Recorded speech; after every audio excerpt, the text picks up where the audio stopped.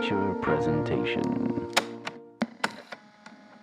Yo, welcome to the 8th best movie podcast in Canada. I am one of your hosts, Matt Rohrbeck, alongside, he's allergic to tomatoes, but he is tomato meter approved, Eric Marchin. Matt, how long are you going to hold on to that? You know what? Until we get to number 7, and then 6, and then 5, and then 4, and then 3, and then 2, and then we're never passing Film Junk. So. Oh, no. Film Junk is an institution when it comes to Canadian film podcasts. I'll take number 2. But yes, welcome to the 126th episode of the Untitled Movie Podcast. We are back. Look at weekly episodes. I feel like this is the first time in like 4 months we've done 2 consecutive weeks. It's the most consistent we've been. On this show. I mean, we put out reviews pretty consistently. You guys can check out a review for Thor, Love and Thunder, as well as, didn't we review something else? The Gray Man. The Gray Man. I already forgot. Which is, as we're recording, this is still only playing theatrically in limited release and will be available on Netflix July 22nd. So you guys can go check out that. It's spoiler free, but if you've seen it in theaters, if you've seen any spy movie, you kind of know what you're getting into. You have. So go check that out, as well as last week's draft, which was a big, me talking about my wedding in Croatia and things like that. If you missed that out, that doesn't even make any sense. Eric, how are you? Matt, I built a rowing machine the other day. That's how I'm doing. So, yeah, are you prepping for a race or? Oh, you know it. The race against anxiety. So it's just against obesity. Yeah, stress eating, really. It's just me trying to get back into a little bit of a routine and get some exercise in, and with the last few months it's been a little bit more stressful. I've talked about it with my grandfather and things like that, so I'm now trying to at least kind of commit to something on a daily basis. And so I ordered this row machine that I built the other day and had my first kind of go with it, 20-minute session, and it was good. It's one of those things where it's like if you haven't exercised in a while, you feel it again that first time, because I've been doing it earlier this year in a more consistent, this is as consistent as the podcast has been. I have a beer as you're talking about this. Yeah. So it was just kind of good to kind of feel that again and be reminded it's good to do this and kind of get to a point where you won't feel like this all the time when doing it, I feel you. I feel like I was the most busy I've ever been on that Europe trip, and it was the most steps I've gotten in 3 years and things like that. And I definitely, felt it even getting back from that trip. I feel like if you consistently keep doing it, your body is used to it and almost enjoys it at one point, sort of. But then it's the after thing that you enjoy, right? It's after the physical sort of feeling of inducing that kind of labor on yourself, where then afterwards you feel good, you have that extra energy. Totally. And but I've been home for 2 weeks now, and I barely moved again. And even this weekend, I'm like, I should go outside.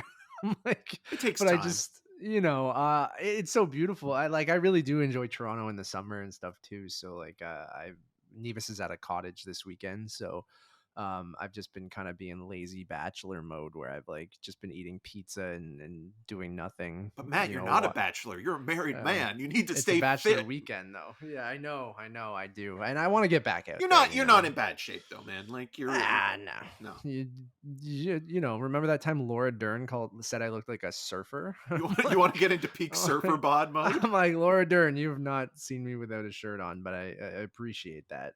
I've been I need to start doing something like that too. We have a gym in the building and a pool in the building, and go swimming, man. I find that is a lot of not only is it exercise, but it actually can be more enjoyable. I'm laughing because we're gonna talk about Nathan Fielder's The Rehearsal in a little bit and other things. God. But you mentioned swimming, and that it's so funny because I went down to our pool once and I was swimming, and then literally an old dude came in the pool and it was just me and this other old dude, and I'm like, I'm sure you're a lovely guy. I'm like, I just don't want to be in here now. Like, I liked it when no one else was here and I was just kind of doing my thing. And like, I always find some sort of bullshit excuse, but like, Right. I will, one of my goals for the rest of the year is like, especially in the summer, is like get out and get some fresh air and like move around and like try to go out and do things on the weekend. This year's been weird. I think it's just because, we're entering that, we're still in a pandemic, but everyone doesn't think we're in a pandemic, trying to get used to going out and doing things again. And then just, I think, moving to this new spot that we did last year in the end of summer, as well as like the lead up to the wedding. I'm like, I looked at my letterbox stats the other day and I'm like, this is the least amount of movies I have watched in a year so far. And we're like halfway through the year. In almost a decade, like since I've been tracking on Letterbox. Like I'm averaging, oh god, I'll go look it up. It was like 2.6 movies a week, which is like garbage for me. And I think it's just showing, I'm like, what am I doing if I'm not watching movies? I guess I'm watching a lot of TV this year. And I guess I think with the wedding and taking those 3 weeks and like planning it and stuff like that, like it just kind of took a hit on my letterboxed. And I'm like, oh, I guess that's maybe a good thing that I'm like, I know we're doing a movie podcast, so it sounds bad where I'm like, oh, my letterbox per week average is going down year over year. And it's like, oh, maybe that means I'm going out and doing other things. But I'm like, but what am I doing, Eric? Because I don't know what else I'm doing other than I'm like, I'm not playing many games.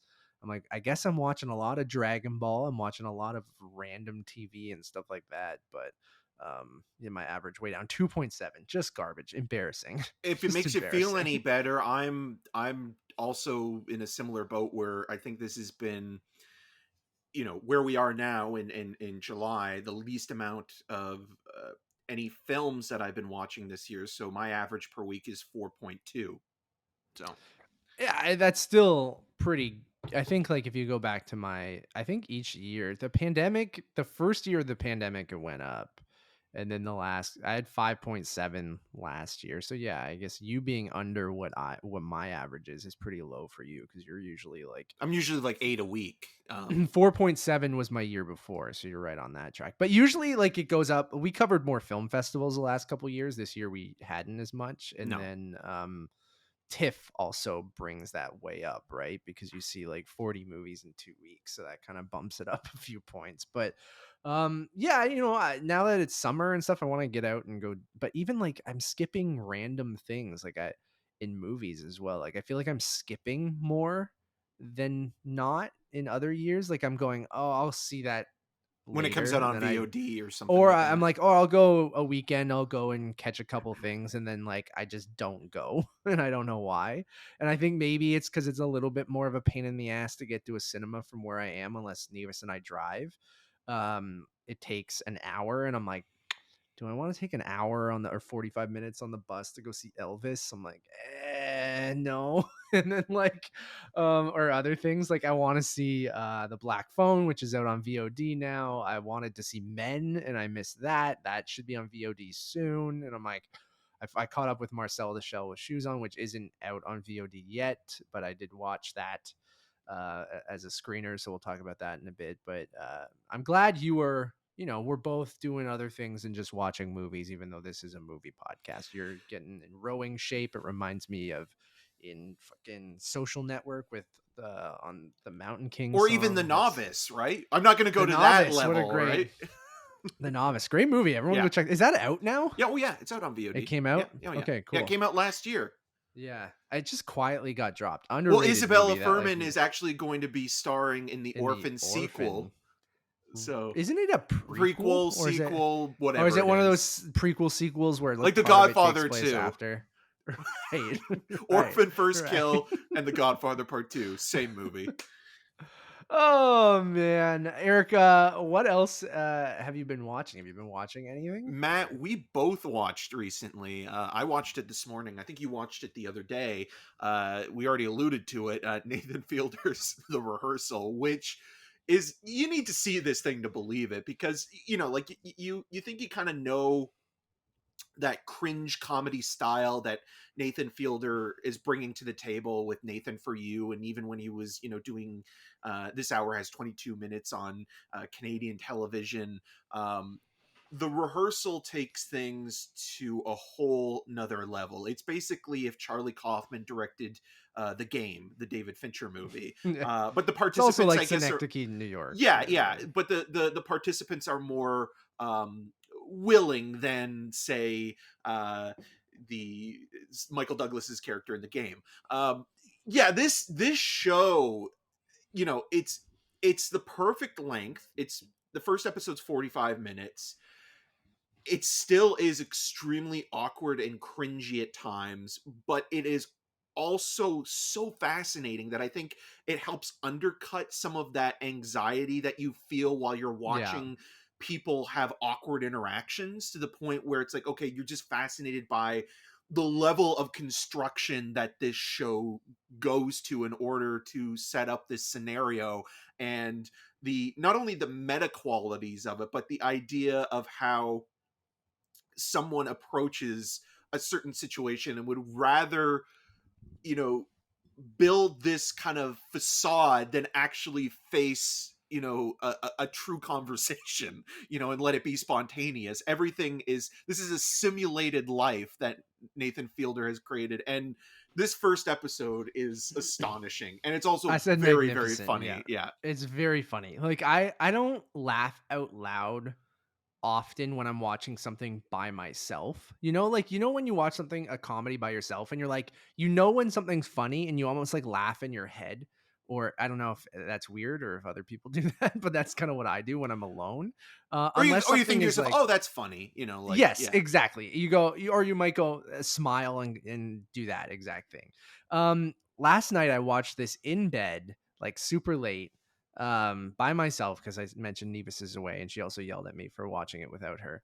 And I cackled to myself multiple times, like, and just I couldn't control it. Like something would happen, and I would burst out laughing, and it is that same kind of perfection you get from Nathan For You, or what's the other one that he produced that you really like, Eric? How to with Oh, How to with John Wilson, John which is great. Wilson, yeah, which is also great. And like, but this, yeah, it takes those perfect aspects. Like Nathan For You was also always one of those shows where I'm like, is this all is Nathan Fielder's biggest con that all of this is fake, and he's hired all these people are actors, but he's just so good at making it feel like he found real people and playing these scenarios. And now from this and the way that he explains it to that first guy is like, oh no, he's just very good at finding people and knowing how to read them and kind of shifting the narrative in the way that he wants to build whatever the plot line of that episode is going to be, both in Nathan For You and then kind of showing you that, like you said, that meta thing in this, and taking real people and just with an HBO budget, which is just like, I think some of the funnier aspects is when he builds real life models of like Which the they're bar or the perfect. house, and like it's Perfect. wild. And it's like they Immaculate go into this, designs. and I'm like, this is such a great use at Warner Brothers Discovery's money, that it's just so stupid and but perfect. And I just felt like throughout the episode I went through so many range of emotions, from going like, um this is I'm like, this is funny, like when he explains to the guy what he did to prep for that conversation, to this is insane, to I kind of feel bad for this guy. And then I'm like, oh, but now this is sweet. And I'm like, this is actually kind of nice what he did for him. And like then it went back to like, oh my god, the punchline of the whole thing is just, it is like that borderline, Sacha Baron Cohen's very good at this too, and Well, people even like that, Tim where and it's like Eric, where they bring in Tim and people Eric, that yeah, aren't actors, and then you kind of also question the ethics of it a little bit, where it's like, okay, is this kind of like a form of catfishing for people that are kind yeah, of on the margins of society, or people that are just socially awkward, whether they be, people that are on the spectrum or have some sort of psychosis that they're dealing yeah. with in their personal lives, and are they being exploited by this person? But then at the same time, That's it. I think Nathan Fielder also is somebody who is just a genuinely awkward person and is trying to work out something as he's doing this for somebody else. So it kind of makes it a little less icky in that kind of way that it's like, oh, let's like point and laugh at somebody, at their expense, where it's almost like it's showing you how ridiculous Nathan Fielder is as a person who orchestrates this whole thing like this demonic puppet master. And Yeah. you're watching it and you're thinking to yourself, like, how far is this guy willing to go? Like, I think another thing that's really important with this episode and probably with the show moving forward is the timing and the editing. Like, I think that there are moments in I was there gonna when bring up the editing when it because it's cuts great. back and forth. There's Yeah. an amazing bit where like every variable is pre-planned to the point where it's like there's no room for error. There's no margin for error. Except there was this one bit that's so amazing involving a chair, and I could not stop laughing at that That's moment. great. And the Yeah. delivery of how Nathaniel or Nathan kind of like pulls up this line saying like, it made me look like a fool. Yeah.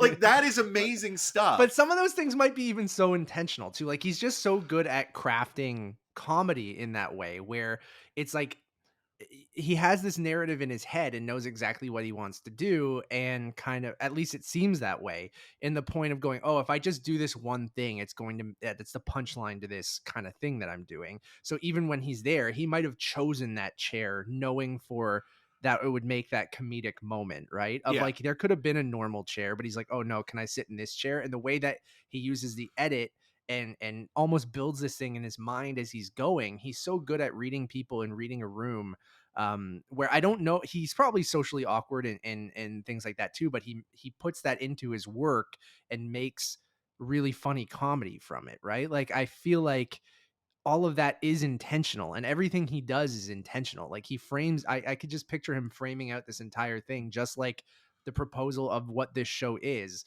and just it going completely to plan. Or even if you have to improvise in certain moments, you'll understand going, oh, that's going to make for a funny edit, or that's going to do this.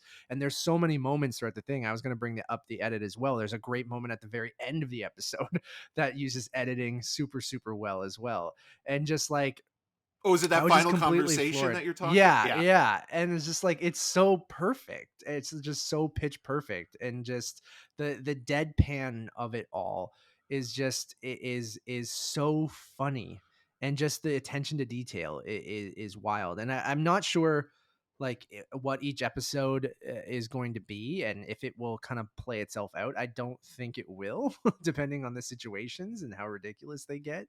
But I'm absolutely, I adored the first episode. Like I thought it was one of the funniest things I've seen in quite some time, just because of the thinking about all these things of how he put it together, how he crafts the narrative and the joke and the punchline of the whole episode. And then there was a sweetness in there too, to your point, where it's like, yeah, at times it did feel like, oh, is he making fun of this guy, or does this guy, does he have some, he obviously has some social anxiety Korsky, which is and also an amazing yeah, name.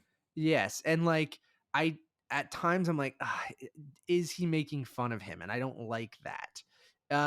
But then you see how this uh um simulation almost helped him in that moment, right? As you get to the moment where he's actually doing it, and even the way that that plays out is doesn't go exactly to plan of how they planned it, but then it ultimately ends up, you'll watch the episode. But then there's this sweet moment where I'm like, oh, he actually did help him, even though the whole thing was absolutely ridiculous. And just like, but is there kind of a darkness to that? And then that's kind of where the punchline comes in. And I think that's it's just, I had so many different emotions watching it, and there's not very many people who can do that with comedy. And I ultimately was like, like, I don't know if I am completely behind what he's doing to these people, but it is very, very funny. And obviously they all sign off on it because they're all in the show. So, it's like any hidden camera show,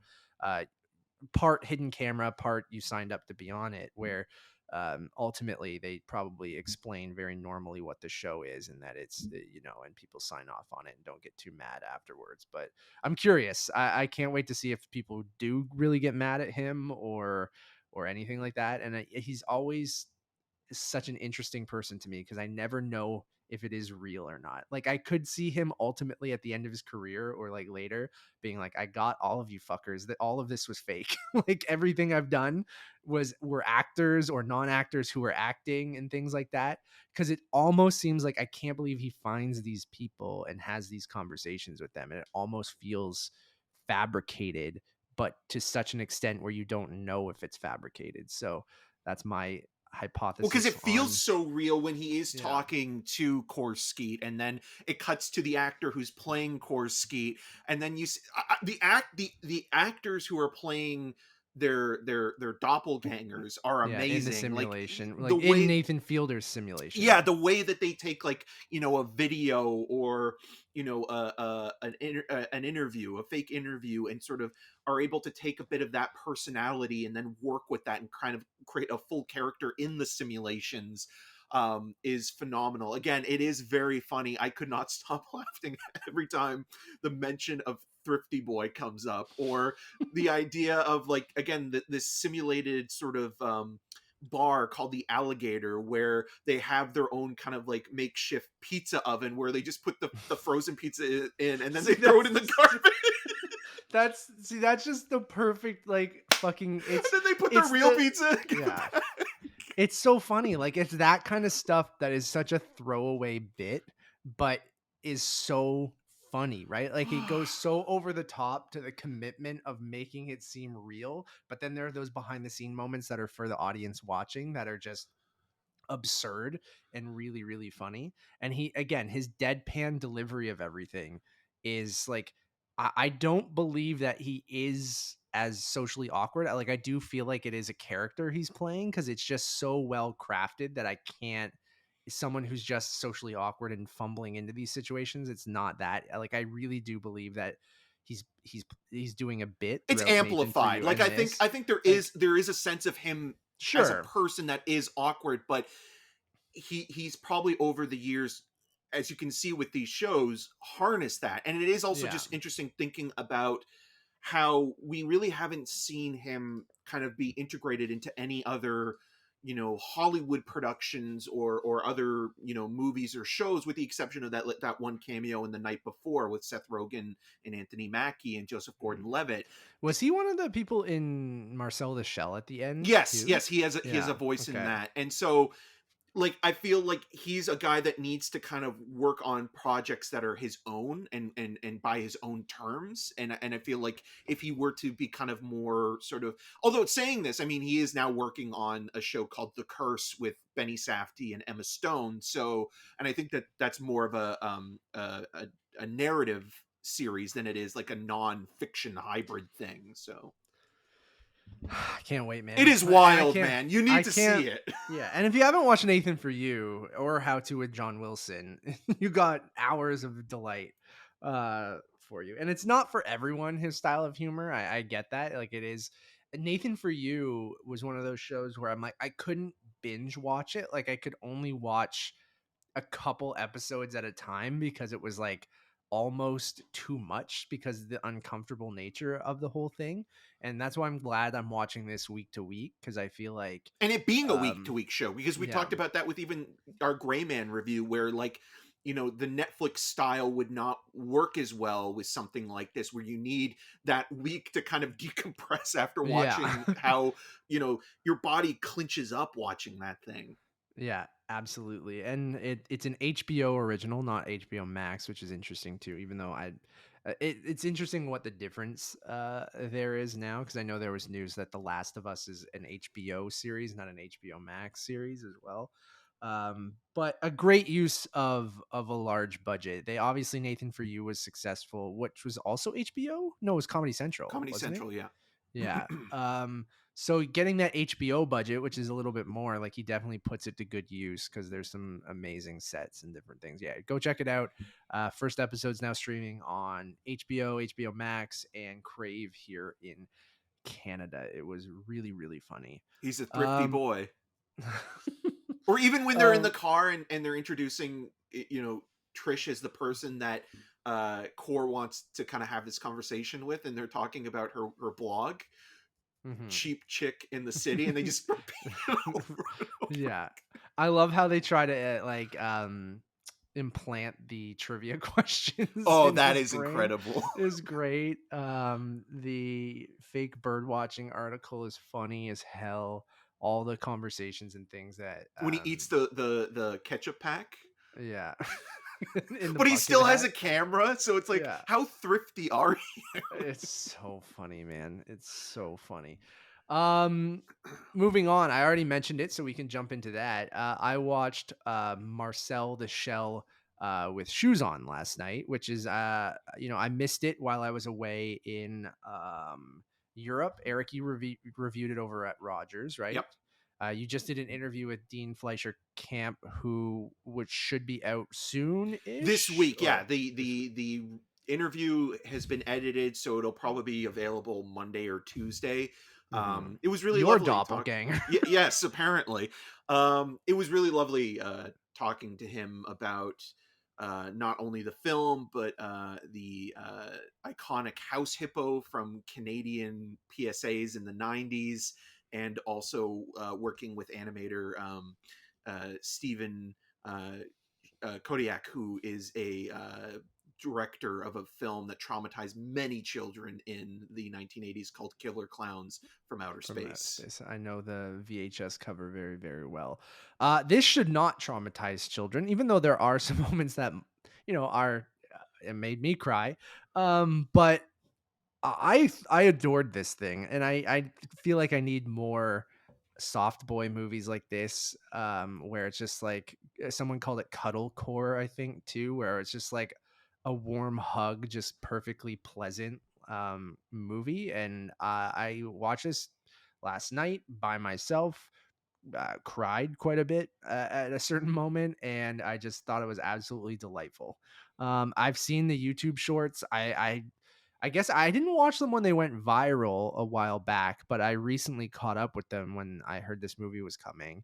I loved the kind of meta narrative of Dean playing himself in the movie, and having those YouTube videos that he put out as part of the narrative, and that he moves into this Airbnb and he meets Marcel, and just Marcel's whole story of trying to find his family, and his Isabella Rossellini grandma, and like Nana um Connie. Nana Connie, and just like it's not a movie that I think you need to go too deep into, even from an analysis standpoint or a review standpoint. But like, it is just so delightful from start to finish. I think Jenny Slate is amazing as Marcel. I just the animation I thought is great. The cinematography throughout it, like I can see why A24 picked this up. It reminded me a little bit of a Ghost Story, and like and just that kind of you know quiet and subdued, but then cute, and then like beautiful at times, and the production design and the animation I thought was just great. And I think it was just a delightful movie from start to finish. Yeah, it's one of those films that never overstays its welcome, and it's Yeah. it's it's very much similar in the script structure and sort of thoughtfulness that goes into it, the same way that something like Petite Mama is, where it Yeah. feels like the narrative ends where it needs to.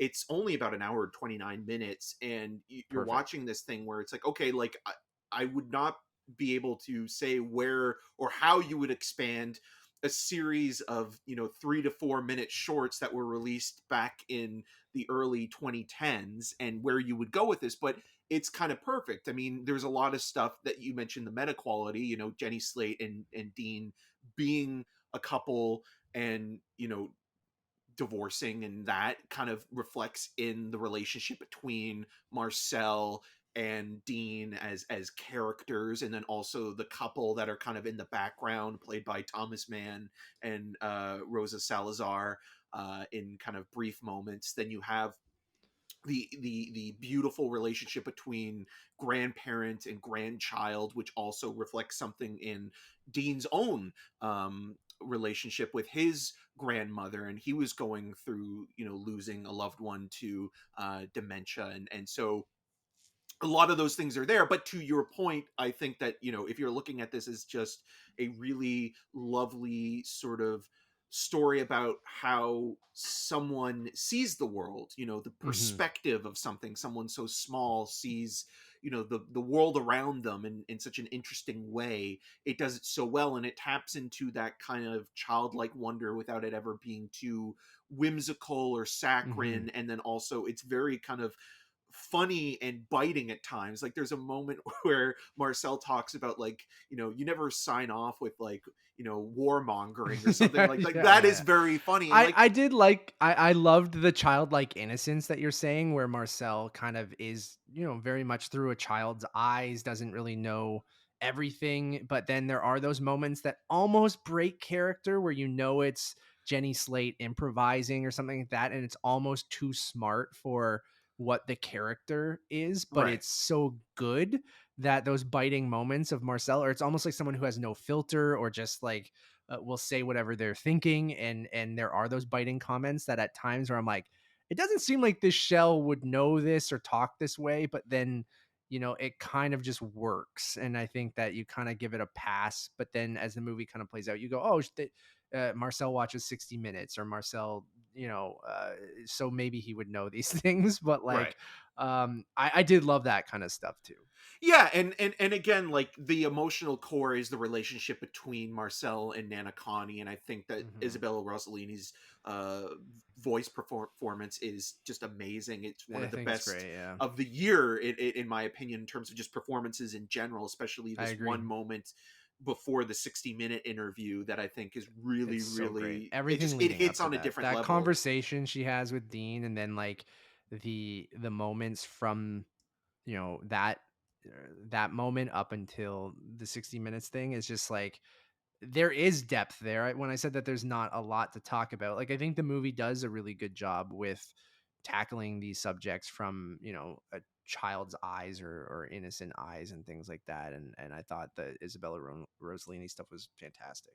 Yeah, it wears its heart on its shell, and like when you're watching it, you're just thinking to yourself, like, it's such a pure experience. There's a lot of funny moments, but it's never cynical or mean-spirited or cruel in a way that I think a lot of movies nowadays can be, especially when you're dealing even with just the incorporation of, you know, social media and an online Hmm. component where it can become a lot of vitriol and a lot of sort of, you know, harbinging of, you know, bad thoughts and feelings towards something that's either popular or cute. It never goes to a place that feels insincere to what the tone of the story is. And like, again, like the other thing I was talking to Dean about, and we talked a little bit about this with the Daniels as well, the way that he wrote the script, because he's also a co-editor with the one of the co-writers, Nick Paley, is that he wrote the script through editing. And he was talking to me about how nowadays, like, a lot of filmmakers, you know, especially if they have a hand in editing, will write as if they're editing in the process. So it was just really fascinating to hear him talk about how a lot of the story, whether it be improvised or, you know, kind of structured, because there is a lot of work that goes into kind of setting up sequences, and especially when you're doing a lot of stuff with post production and stop motion animation. But the way that he would write, the way he was thinking, was from an editing point of view as much as a screenwriter. So that I found really That's cool. fascinating. Yeah. Yeah, it shows. The movie is excellent. I highly suggest everyone to watch it with their kids, by themselves. I would. It's a movie I would recommend to anyone. I think it's a good baby's first A24 as Oh well. yeah, yeah. Like, it's just like you want to introduce your kid to like art house, at least mainstream art house cinema, like A24 cinema. Like, it That is followed that. by Green Room. Yes, exactly. Double feature for the 5-year-old in your life. No, but I genuinely believe that, where it's like, oh, this is, you know, Film Bro can show their little kid that they just had that's anything between 3 and 10 years old, and I think they'll like Marcel for how cute he is, but then there's some great themes in there and some great learning experiences, and maybe they won't grasp it totally if they're super young, but I think it's a movie that they might revisit later in life as well, and then get even more out of it. And I do think it's perfect as baby's first A24 movie. So I loved it. It's in my top 5 of the year right now. I thought it was fantastic. And I'm very, very glad I made that choice in just watching it alone last night and crying to myself. So Yeah, I and want to again, make a t-shirt. it Go ahead. follows in that A24 aspect Oh yeah. ratio, right? It's not quite the 4:3, but But it's it's still got that boxed in.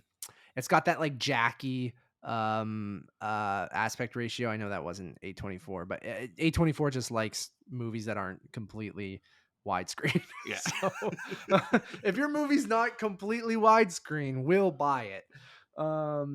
Yeah, I want to make a t-shirt that says I got stoned and cried during the Shell movie, because that was me last night. And So there's Marcel at the bottom of it. yeah, it's so great. Moving on. Eric, I've been watching so much Dragon Ball, man. Flying So much. Nimbus. Got that Dragon Ball. I got the dun, dun, dun, dun, dun, stuck in my head so much. So I decided when I got back from Europe, I'm like, I want something continuous that I can throw on anytime, and kind of just have something for the next foreseeable future, for the foreseeable future, not next foreseeable future. That doesn't make any sense. For the foreseeable future. Unless And you're I was like, Nicolas what do Cage I from Next. Sure. And I was trying to decide what that is, and I had a weird urge to watch the entirety of Dragon Ball. Dragon Ball Z is a show that me and you talk about not super frequently, but we were both huge fans of it in the 90s when growing up. I watched it. I remember staying up till midnight to watch it on Teletoon because they had the sort of uncut versions at midnight. And I was obsessed with Goku and Dragon Ball Z as a kid, and I haven't watched it since then. So I think getting into high school or maybe later in elementary school, grade 8, grade 9, I think I I went through that phase, and I think I've talked about it before, where I was like too cool for the things that were nerdy or that I liked. Like I was always a video game kid, a comic book kid, and Dragon Ball Z kid, North American anime like Sailor Moon, Dragon Ball, Pokemon, things like that. But um, as I got into high school, I think I tried to be like cooler, and I wanted to get into sports and play on the sports teams and shit like that. So I like kind of fell off of a lot of that stuff. Video games were that one thing, that kind of nerdy thing that I carried through. But so I stopped watching Dragon Ball Z. I probably never finished it. Whenever like we got it way later than Japan, and I forget which saga I stopped. I just don't remember a lot of it. I remember kind of big moments, but I don't remember a lot of it. So I'm like, you know what? I've never watched the original Dragon Ball all the way through. I remember being introduced to the original Dragon Ball when I was young, and I remember going, "Oh, that's the one where Goku's younger," and things like that. And I remember watching some of that. So I went on, got a Funimation subscription, and I think that's changing to Crunchyroll soon. So I went to Funimation, and they have the entirety of Dragon Ball, Dragon Ball Z, Dragon Ball GT, Dragon Ball Super. So I'm like, you know what? I'm gonna commit. I'm gonna watch every episode of the entirety of not just Dragon Ball, but Dragon Ball Z, GT, Super. I'm gonna go through the whole entire thing, and I'm gonna watch all those Dragon Ball Z movies and shit like that too. So anything that's canon, I'm going to watch. So I don't know how many episodes I am. I'm gonna look it up right now. Dragon Ball sagas, but I'm on the third main saga of Dragon Ball, which is also split into like four mini sagas. So um, well, I guess like there's the main sagas, which are Son Goku saga, Red Ribbon Army saga, and Piccolo saga, and then there's sub sagas under that. So I'm in the middle of the Red Ribbon Army saga. So I've watched Emperor Pilaf saga, the Tournament saga, Red Ribbon Army, General Blue, and I'm on Commander Red. No, I'm on General Blue still. No, Commander Red. I'm gonna go Is it through and blue or find this right red, now. Matt? Cut the Yeah, wire. but like I've watched like 50 something episodes of Dragon Ball. So I am all in. I have it on constantly. I just have it playing mostly like in the background. It's one of those shows where I'm like I am paying attention to it, but you can kind of just have it constantly running. And I'm enjoying the shit out of it. Like I hadn't watched the OG Dragon Ball in so long, but like I love like talking about like childlike innocence, like Marcel the Shell. It's like a perfect segue where you have this incredibly powerful being, but this with this childlike innocence where all he wants to do is get his grandpa's Dragon Ball and help his friends. And he just goes and beats the shit out of people because he wants to stick up for his friends or needs to kind of get these people out of his way. And I feel like the animation still holds up, the action sequences hold up, the storytelling is a lot of fun, like Master the different characters. Roshi does not I'll hold get to up. that.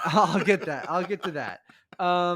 And like all that stuff when it comes to Goku trying to find the Dragon Balls with Bulma and Krillin and Oolong and stuff like that is like a lot of fun.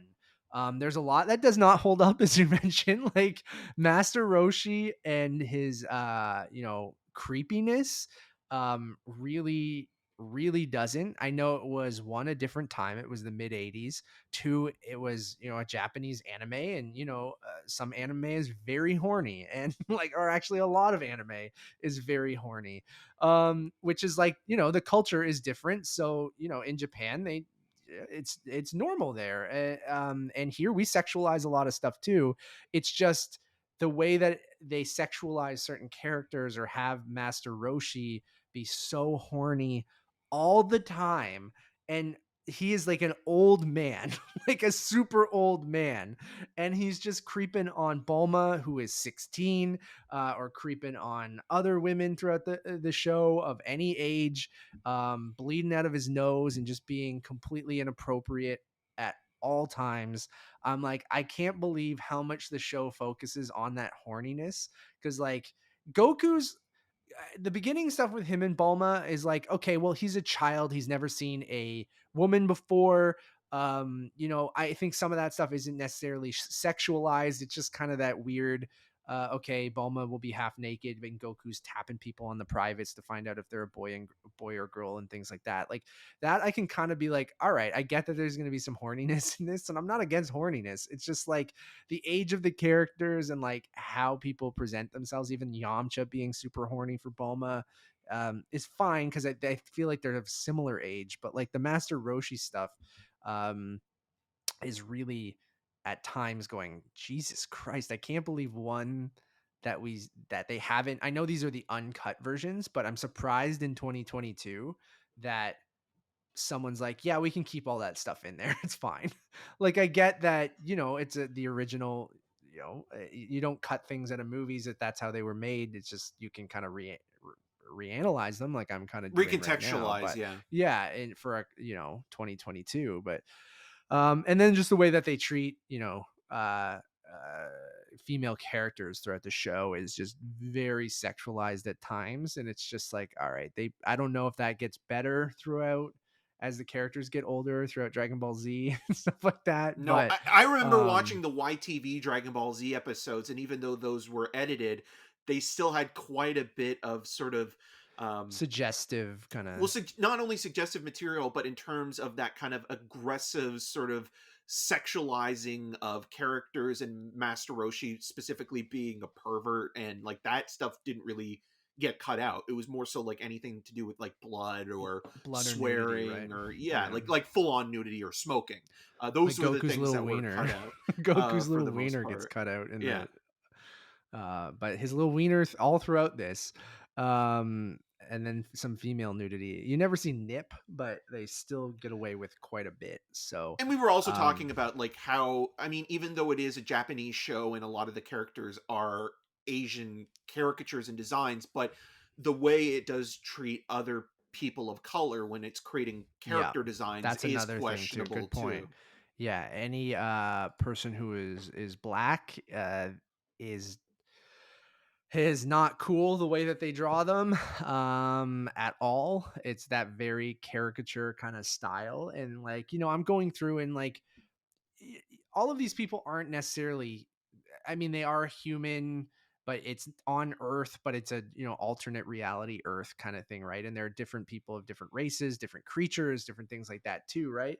But yeah, anytime they meet someone who is not exactly just like white or even Asian is just depicted in kind of a caricature kind of way. Like, who's that one villain of the Red Army, the black soldier? Yeah, I don't know his name off the top of my head, but he's like the second in command guy, right? Yeah. Yeah, yeah. It's just they do that kind of, you would, anytime that, a very inappropriate drawing of people of color for the most part, and like I'm even right now at a moment where they have indigenous or a native character, and they're not uh, like, it is a character from the Dragon Ball universe, so you could kind of just, they're getting inspiration from that, but it is very much just like that kind of caricature kind of looking thing, and they have that throughout the show, which is just showing how dated it is at times, and that it was made in the 80s. And um some of it's worse than other things, but it's definitely stuff that stands out. That being said, it is just incredibly entertaining, and like it's just, the sagas are fun, like each thing, like you wouldn't think spending so many episodes on like a tournament would be fun, but then I thought of Cobra Kai and I'm like, oh wait, would I do a whole season of Cobra Kai where they go through like just the tournament? I was like, the tournament stuff is awesome in Cobra Kai, it was awesome in Dragon Ball Z, but they would fight, like they would, each episode would be a different match in the tournament, and it would go through the whole bracket, and they actually made it compelling and like fun to watch. And um they do get and away from that a little bit as well in Dragon Ball Z, where in the later sagas when they had like Majin Buu, that's kind of where I fell off. They would have like the setup of like a tournament, but then the tournament would be interrupted by the saga kind of beginning, like the villain kind of showing up and then setting the course yeah. for the season. Yeah.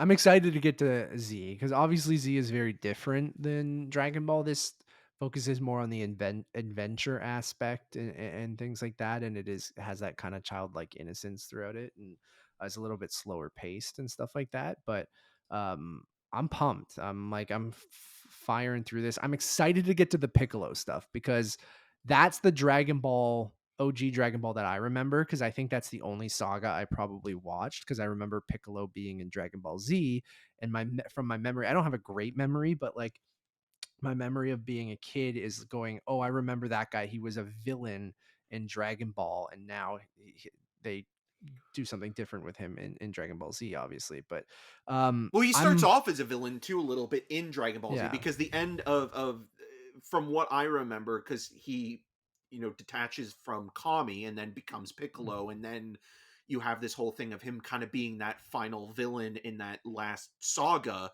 But then when Dragon Ball Z starts, he's still a character who, for the most part, is an anti-hero type Sure, on the yeah. outskirts. That's what Like I he'll remember, he'll yeah. fight an alien villain like Raditz, who's Goku's brother, but he's still kind of a villain type. Like he's not a part of the Mhm. group until after really the Mhm. the the whole event with Nappa and Vegeta. Mhm. Mhm. No future spoilers. Um I mean, I don't remember a lot of it. I don't want to know. Well, So, the other thing that I think oh. we you should mention as well, having watched this, like, we were talking a little bit about this with Invincible and even Mhm. with the boys. Like, I think Goku is actually a much more interesting sort of variation of Superman in that story. I totally agree. From what I remember, and what I've seen so far, again, is like, and this does like, I think that's why I really like Invincible as well, because I think we even talked about this when we were watching Invincible, and you even brought it up with your brother Kyle. I think of that, it reminded you of Dragon Ball Z a little bit, Yeah. right? Like, and I think I'm like, oh, like a super R-rated kind of modern superhero version of Dragon Ball, and like that's kind of what Invincible, and it's very different still, but I think that's one reason why I'm like, oh, I really like these hour long episodes, and this big grand story and things like that, with all these like crazy characters and stuff like that. So I'm pumped. Like the Emperor Pilaf saga is a great way to introduce it. Like I like that his, like a lot of the character names too, of like even Emperor Pilaf and his minions being Shu and Mai, I'm like for Shu Mai Dumpling, and like again, some of the characters in the tournament I think were a blast. You had that like stinky guy, and then um what was his name? And then you have Master, oh, Bacterian was his name. And like having Master Roku and Roshi, sorry, not Roku, Goku and Master Roshi mixed together. Krillin, even like going back to Krillin, is like I forgot Krillin was in Dragon Ball.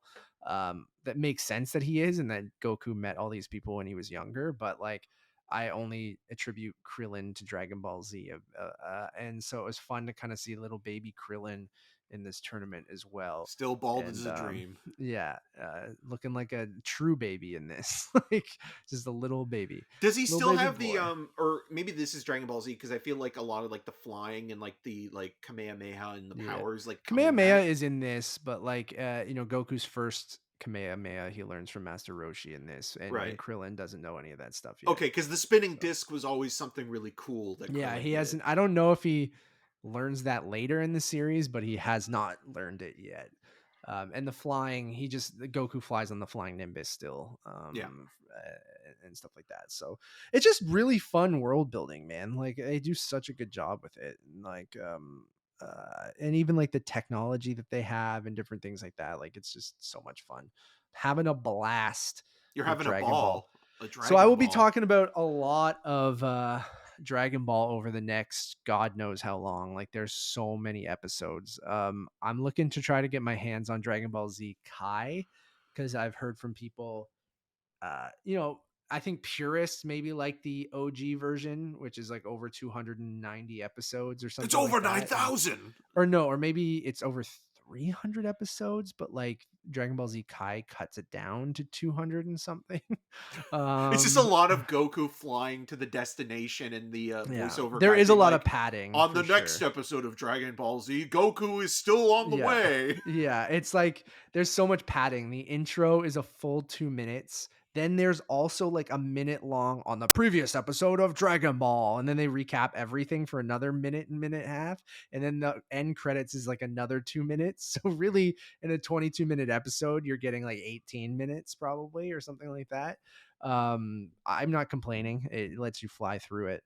But yeah, I'm gonna try to watch Dragon Ball Z Kai, which was a redone version of Dragon Ball they did um, in the late 2000s into the 2010s, where they brought back the original manga creator and writer, and then he condensed Dragon Ball Z to only include the stuff that was in the manga. So they took out all the filler stuff, um, rescanned everything that they had in 1080p, as well as redrew some of the stuff that was missing and added some stuff, as well as gave it a new score, new voice acting, like fresh voice acting with all the same voice actors from the when they did it in the 90s, as well as it's still in 4:3, so they kept the original aspect ratio, at least in most regions. The American one, they kept it, and just kind of re-put together all of them and kind of condensed everything. So people told me to watch that version, which I am actually really curious to see, because I never watched any of that version when it came out in the late 2000s.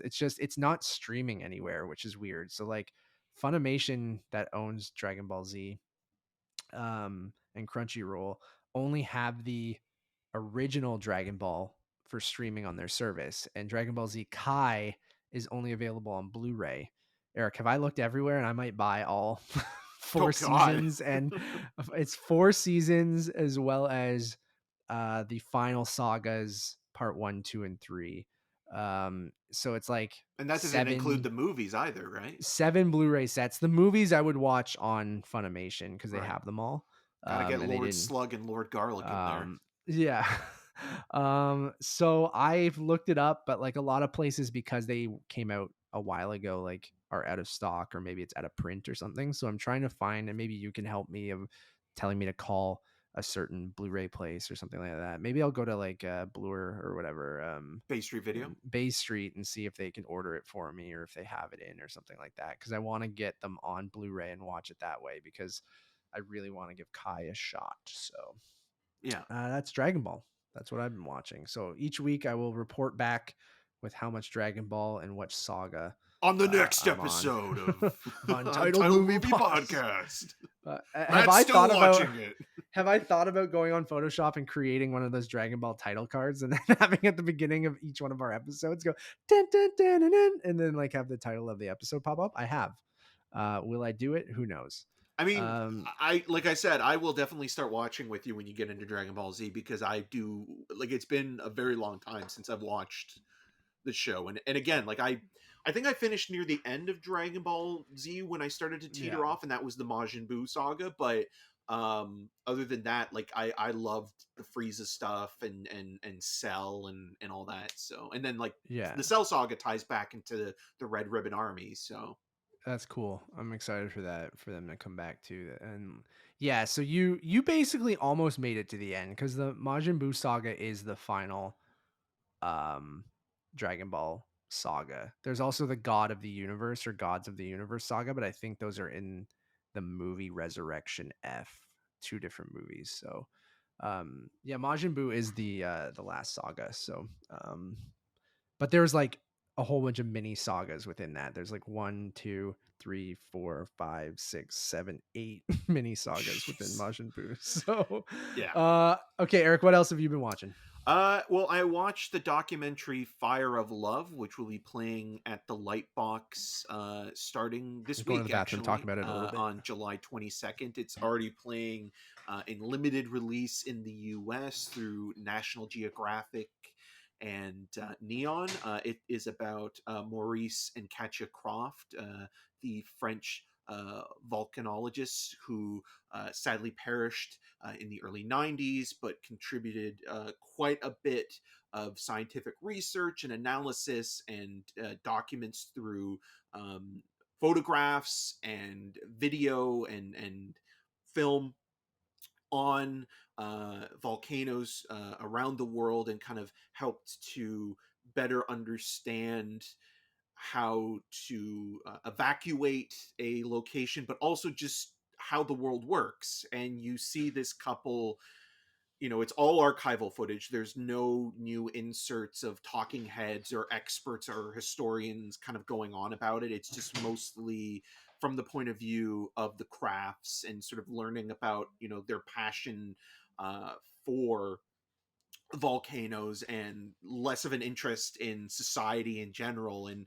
how they kind of were able to create a life, exploring these very dangerous landscapes, but also at the same time, brought it to the world and sort of made it a magnifying glass, and sort of were able to kind of discover that. So it's definitely a well worth, watching movie, especially if you can see it theatrically. I had to watch a screener link, but the sound design, the boxed in aspect ratio, because again, the film is just basically all footage from the craft archive and the estate. So they're using a lot of footage of video and photographs kind of all assembled together. Miranda July does the voiceover, the narration throughout.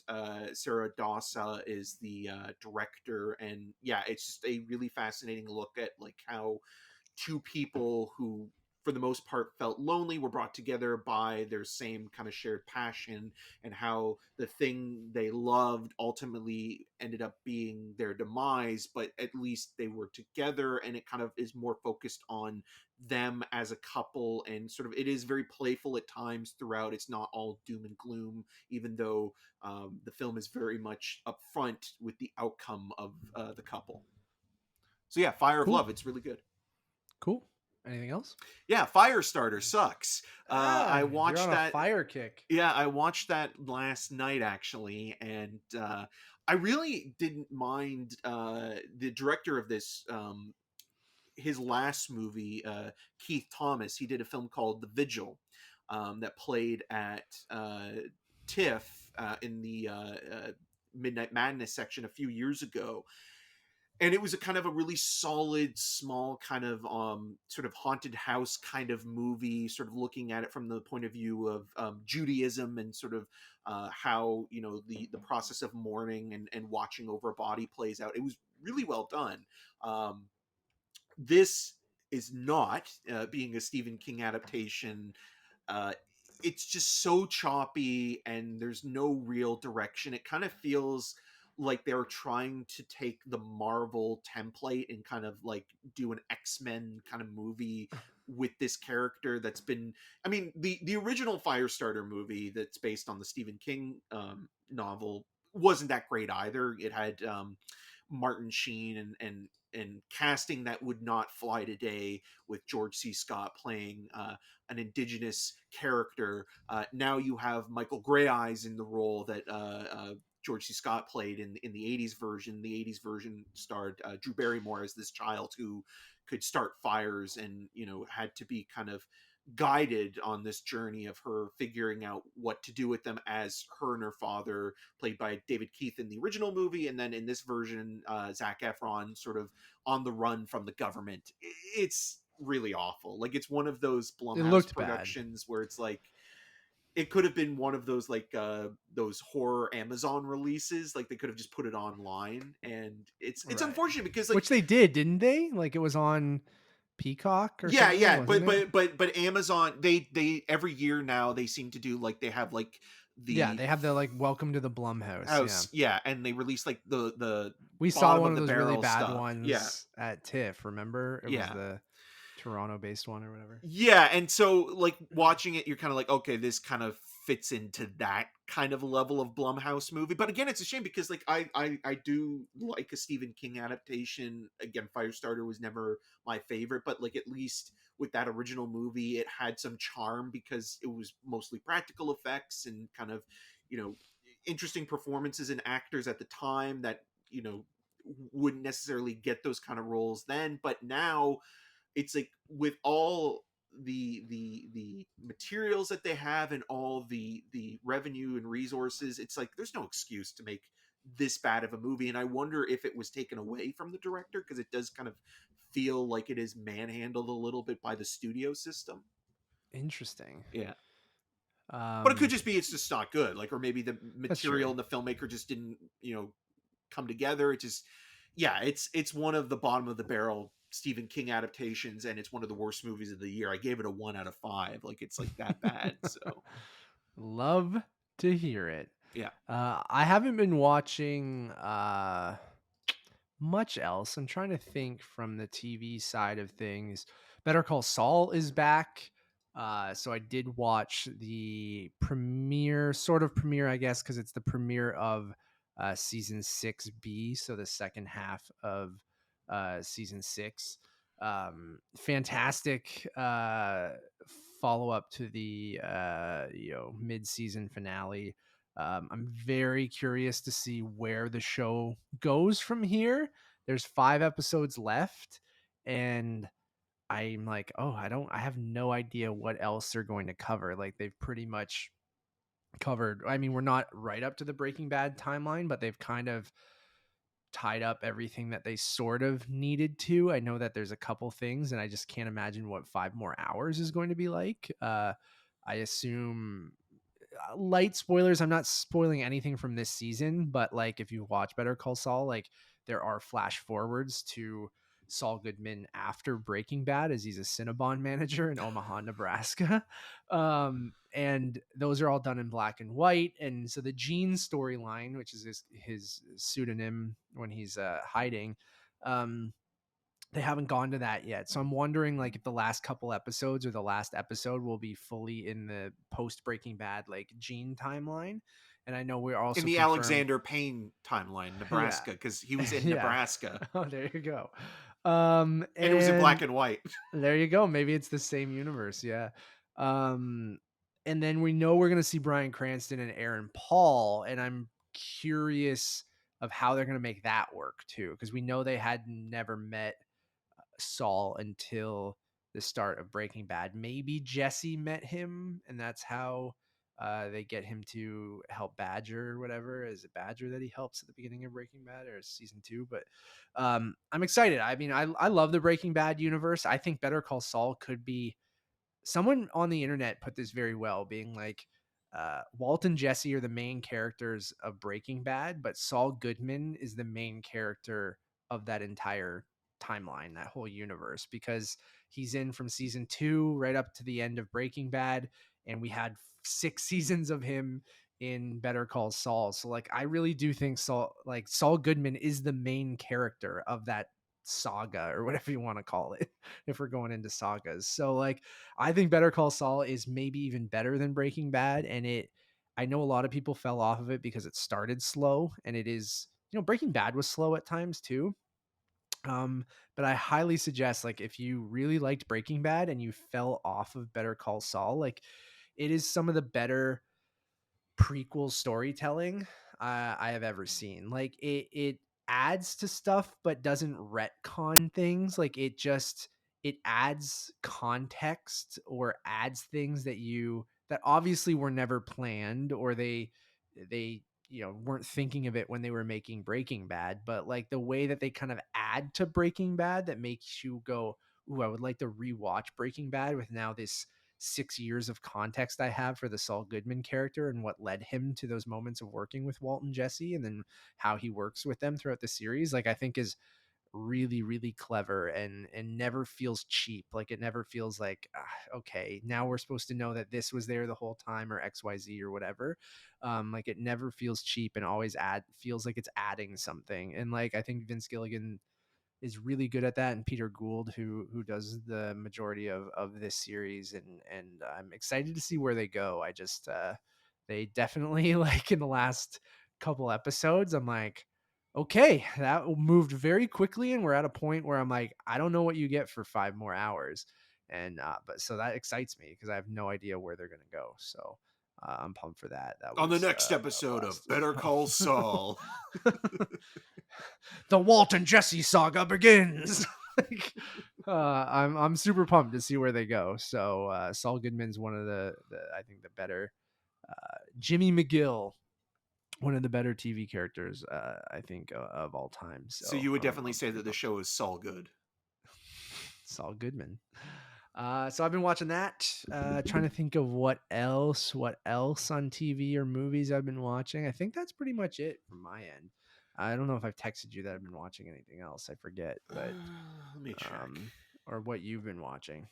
I rewatched because John Woo just received a Yeah. honorary award or achievement for oh, this is good. I'll send this to you as I'm talking to you. At Fantasia Fest for a career award. So between that and also watching RRR, the way that I felt watching RRR was the same way I felt the first time watching Hard Boiled, and it had been a while since I had watched Hard Boiled, and I kind of feel like John Woo, before he came to America, was one of the greatest action filmmakers ever. And then as soon as he got here, as much as I like Hard Target, I think Hard Target's a lot of fun. But even that movie is more kind of like cut together in terms of like Sam Raimi's style. And like you watch the trailer to that movie, then you watch the film. There's a lot of stuff that's missing in the movie, to the point where like it's there's not a lot of logic when it comes to Hard Target.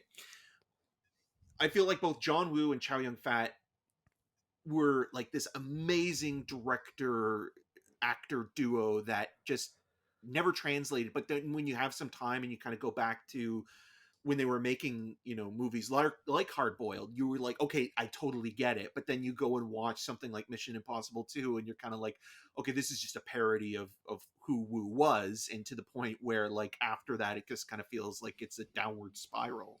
With movies like Wind Talkers and things like that. Face Off is fun as well, but you watch Hard I love Boiled, Face Off. and you're like, okay, like I get why like cinema changed so much with Sure. how action movies were made.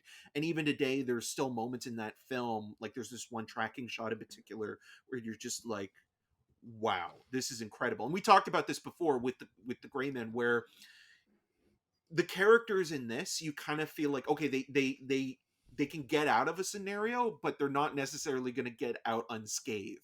And you always kind of worry about their well-being, whether it be Chow Yun Fat's character. Like there's this one amazing sequence that takes place in a hospital with babies, and you're just like, holy crap, are these kids going, am I going to see a kid get shot? And you're watching and you're just like, no, this is like just masterfully well made storytelling with great action that's always creative and inventive, in the same way that I felt watching RRR recently. So again, endorsing RRR, but also if you haven't seen Hard Boiled, or it's been a while and you kind of are still sullied on John Woo of the 2000s, that's okay, but go back and watch Hard Boiled, because it is an action masterpiece. Love it. Yeah. Love it. I will go back and Get that photo I rewatch. sent you? Did you just send me something? Yeah. Since we were talking about, Yeah, someone tweeted this last night. So Eric just sent me a photo. You guys can just Google Bryan Cranston beard or something like that. But um the tweet is really good too. It's like Bryan Cranston is Willem Dafoe as Robin Williams in Jumanji, which is the perfect way to describe that photo. And I guess this was at the MLB celebrity game yesterday. I think that should be So the photo for our thumbnail for this episode. I can do that. Absolutely. We did talk about Brian. What an incredible photo. I want to talk about, we both watched the finale of Ms. Marvel. I think this is the best spot. Or we can do a separate thing on Ms. Marvel, but like I don't know if we It's need too to. We late, could Matt. probably just like, yeah. We're I not think cool we can, enough. I think we can do it here. So I do kind of want to talk about it with spoilers though. So Well, maybe we could say, okay, we're going to talk about it spoilers from here. If you don't want to listen, skip this segment, then you can mark yeah, it in the in the notes. So yeah, we are going to talk spoilers for Miss Marvel. If you haven't watched it yet, or you don't want to know spoilers or anything like that, please look at the show notes. You'll find when the next topic is. Usually on YouTube, you can click right on it and it'll jump there. Or if you're listening to it on podcast services, just look in these show notes and then you can kind of skip to where you need to go. Because I would like to talk, because there's some things in the post-credit scenes I do want to talk about, or at the end of the episode. So starting now, we will be talking about Miss Marvel spoilers. Okay. Eric, how did you feel overall now that the show's done? I think we're both on like kind of a similar page about Miss Marvel now that we've seen the whole thing. Yeah, I think it's one of the better additions in Phase 4 of Marvel overall. I think looking at both the films and television, everything that we've gotten up to this point, because I'm sure we're going to do a bonus episode on the Comic Con stuff, unless it's all on the weekend. When is it? It's next weekend, which Okay. I think attached to this, I would like to talk about some predictions and stuff like that. Yeah, sure, absolutely. So everything that we've gotten so far, I would say that Ms. Marvel, Loki, and WandaVision are the three best shows, but I would also say that they are even better than the majority of the films that we've gotten so far. Now, I like Spider-Man No Way Home quite a bit, and I like Shang-Chi as well, but of the overall productions, in terms of how satisfying they were, how they kind of added a little bit of a kind of creative flourish throughout, I would say that Ms. Marvel kind of felt the most lively and the most kind of in tune with the character's personality, to the point where like Eamon Villani is just so charismatic and likable and charming, and understands how to play the character really well, but also, again, you can understand the maturity that she's going through with both, dealing with her family, but also kind of, confronting this new kind of world that she's been brought into, even though she's very much a fan of it. I think the only real sort of criticism I have is, I think the villains of the piece were poorly Bottom tier. constructed, and it's not even necessarily that they're bad, it's just that the show kind of rushed them in a way that kind of felt almost like, oh, we have to find a villain, so let's shoehorn these characters in last minute, even though their story isn't worth telling. It's just that it kind of felt rushed, and it kind of felt like a lot of it was, like they just kind of cut corners there. Jumping off of that, like, wouldn't it have been better? And I hate, backseat writer here. Obviously, these people are way better at creating these stories than we are, but like, that's why they have these jobs. But I just feel like especially in Marvel still hasn't figured out television storytelling yet, and I see a lot of people kind of criticizing this, and I've seen it on TikTok and just commentary around, and I kind of agree with everyone where it's like all of these shows were shot kind of like during the pandemic or all at the same time, right? And I feel like Marvel hasn't had time to kind of look at some of the criticisms of their Disney Plus offerings and tried to improve on that stuff yet, because I really do feel like they're putting these out there like they are 6-hour movies or 5-hour movies if each episode's 45 minutes or something like that, which means the pacing is off, and I feel like the storytelling should be different than what it is in the Marvel films. Like that's why I feel like in The Boys and Invincible and The Better Call Rehearsal. Saul and like The Rehearsal, it's like television has a specific format, and Marvel tried to come in there and go, well, we're going to give you a movie over 6 hours. And don't get me wrong, a lot of mini series are that or feel like that and different things like Well, that. Watchmen But as like well, right? Watchmen, but they still feel like television. And I feel like there's a disconnect there where if I'm looking at Miss Marvel, I think I adored it as well. I really liked it. It is one of my favorite phase 4 projects so far. I think I like Shang-Chi and Spider-Man more, but it would be right up there with them. But even when you look at my ranking, it feels lower than it should be. It's just because I like a lot of the MCU. Going back to my point, with the villains and just the show's pacing in general, I feel like something like that, introducing that crew, The why not clandestines, right? the clandestines and Kamran and all of that stuff. And when you had Damage Control right here, who are really the villains of this series, right?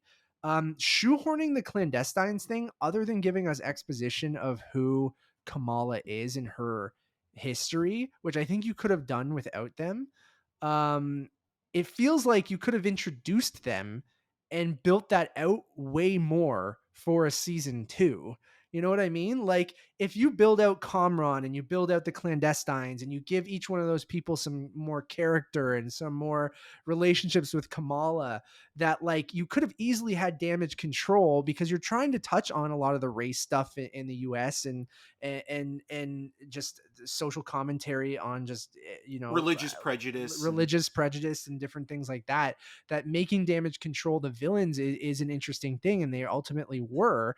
But then shoehorning all the clandestines thing is like in television, you should have kept that for a season 2. And I know you can't guarantee that you're going to get a season 2 and all that. I think they stuff, can but like, guarantee that. yeah, I though, think like- Marvel can, where that's the television style, world building and storyline building you want. And you could have easily had her go into the Marvels and picked up in a season 2 with the clandestines and built out that story a little bit more. And I feel like you could have given Kamala's backstory without, it just felt so weirdly paced of introducing them as allies, immediate heel turn, immediate gone, Damage Control is the villain now, and dealing with Kamran a little bit of being conflicted. But it just feels like Marvel's getting like the last couple episodes of their shows always feel rushed to it is a third act of a movie, right? Like in a movie it doesn't feel rushed because you've sat down in one sitting and it's paced over 2.5 hours. But when you spread these things out over 5 hours, 6 hours, um but you pace it like a movie, I feel like that's where the disconnect for me is happening in a lot of the Marvel shows, where ultimately I enjoy more than I don't. Like I still even liked Hawkeye. I still liked like the major Falcon and the Winter Soldier. Like I still would say that like I enjoyed them, but they also both fall apart at the end, right? And then this doesn't fall apart at the end. I think it sticks the landing. And Loki as well. I think a lot of that's with the Kang the Conqueror stuff really helps at the end of that. And then Well, WandaVision WandaVision works because of the creativity. format, Yeah, right? yeah. Because it is kind of following television in general. So the Yes. format is its structure. Ironically, the first thing that they did, they understood television, and then the rest felt like movies, right? And so I think that's where the disconnect's happening with me. And I still think that we might see it in the next phase of Marvel Disney Plus shows, because I still think She-Hulk and the rest of phase 4 is all shot around the same time. And maybe Loki season 2 is going to be the first thing where we'll kind of see them kind of going, oh, what did people like and not like about our first batch of Disney Plus shows, and like how can we make this, if we are making season 2s to some of these shows, how can we make this feel like TV but on a big budget movie level, instead of just feeling like a movie with a lesser budget spread out over 6 hours. Like that's how they feel to me. But Like, that's also and no excuse, because like I yeah, feel like we gushed about how Barry is able to take yeah, one episode and storylines that could continue longer, but resolves them in a way in one episode that kind of feels like little kind of problem solving moments. yeah, And I think like Marvel and the writing rooms for these, series, they have the capabilities of doing that. They need to format better, obviously, yeah. but like you can condense, like a saga or series worth of writing into a season. You can do it. It is possible. And Like a Dragon Ball. yeah, exactly. But Marvel has enough time to do it. It's not I it's not know. Yeah. about like, oh well, we only had 6 hours. You had 6 hours to I do know that this. I shouldn't be saying you only had 6 hours and then it felt rushed at the end, right? Yeah. And I love your point of each episode feeling like its own. I'm not saying it needs to be completely self-contained, because obviously one of the things about television is that it's going to leave you on a cliffhanger to make you want to come back for the next episode. That I understand. Um, but yeah, there's just something slightly missing from the majority of them. And you mentioned like there tons of other shows, Barry, The Boys, like that are able to kind of have these episode arcs, but then season arcs, and then feel like they cram so much storytelling into a limited runtime, especially in Barry's case. Without it ever Um, feeling like it's like you're getting too much of a dense experience. Like that's the other thing that Barry mhm. does so well, where you're watching it and a lot is going on in that, half an hour timeline, but it never feels like you're being kind of like overwhelmed by it all. Yeah. So, I probably sound way more negative than I am. Like, I really, really liked Miss Marvel for all of the same reasons that you mentioned, Eric. I think just maybe the clandestines left a little bit of a sour taste in my mouth when it comes to it. But like, I thought Amon Villani is fantastic. I cannot wait to see her interact with other people in the MCU, and especially kind of like we're so far into the MCU now that you can have a character who is kind of like an audience representative, who is a fangirl of all of the same characters a lot of the audience is. And I think that's going to be like a lot of fun. Hopefully not grating, but like, but fun to see her interact with the rest of the MCU and these people that she idolizes. Um, I thought the flourishes throughout the stylistic flourishes throughout the show were great. I almost wish we got more of them. They kind of come and go in weird spots, but like I do agree with you that the show embodied the personality of the character and felt very much. I love all the family dynamic. I think is the best stuff in the show. Go listen to. I know I say listen to Kind of Funny all the time, but Tamur Hussein was on all of their Miss Marvel reviews, and he just had a great kind of view on the entire series and of the representation of it all, but how it showcases community and like how this is a group that is often vilified in American media. So it was just kind of nice to get a show that just showcases their culture and showcases their family dynamics and just like has I know Kamala Khan's been a hero in the comics for so long, but it is just so nice to kind of be at the forefront of her own series, and it's a big deal, and I think it does all of that stuff super super well. It does more good things than bad things. Like the villains, it's like, all right, the superhero stuff of it all is like, yeah, I like her powers, how they look, like I like how they interpreted them, like I think there were some cool sequences, but ultimately it was like Kamala's stuff, her friends, her family, like that stuff is the best stuff in the show. It's a good And support system. and even the like, and I mentioned this from a production side of it, like it also looked the nicest out of the Marvel TV shows for me, because I think maybe there was less green screen and less volume stuff, where it did feel like they were shooting on location, whether it was a set like a house or outside, or even the stuff at the partition. which I think is And important to is like, mention, yeah, it looks because great, and that episode is great too. that's something where we've talked about this before, and how Marvel can sometimes handle either historical issues or um, personal issues in a way that kind of feels like they're a little bit out of their league. Like we Sure. talked about this with Moon Knight, with you know mental Mental health and illness yeah, and mental health, and with that. But we also, like, I mean, even though it's not a Marvel Studios thing, but even like that one scene in X-Men Apocalypse, when they're outside of Auschwitz, things like that. It's just kind of like, okay, this, like, I get that it takes place in the real world, and Magneto's character, is connected to the Holocaust and what have you, but you there's a know way to do that. That's yeah, where that's yeah, this I think, again, this is coming from a white guy in sure. Canada, but I think that they handled this much better, even though it's not a full, historically accurate experience, obviously, but at least it kind of, introduced it in a way that said, okay, like, this is what the British did, with the Hmm. partition, and this is the ramifications. Like, it is actually upfront with the horrors of colonialism. And I was Yeah, kind of like, oh wow, this is, you know, really powerful and poignant, and like, it's not mincing its words when it comes to showing what the ramifications were of this horrible sort of act of oppression.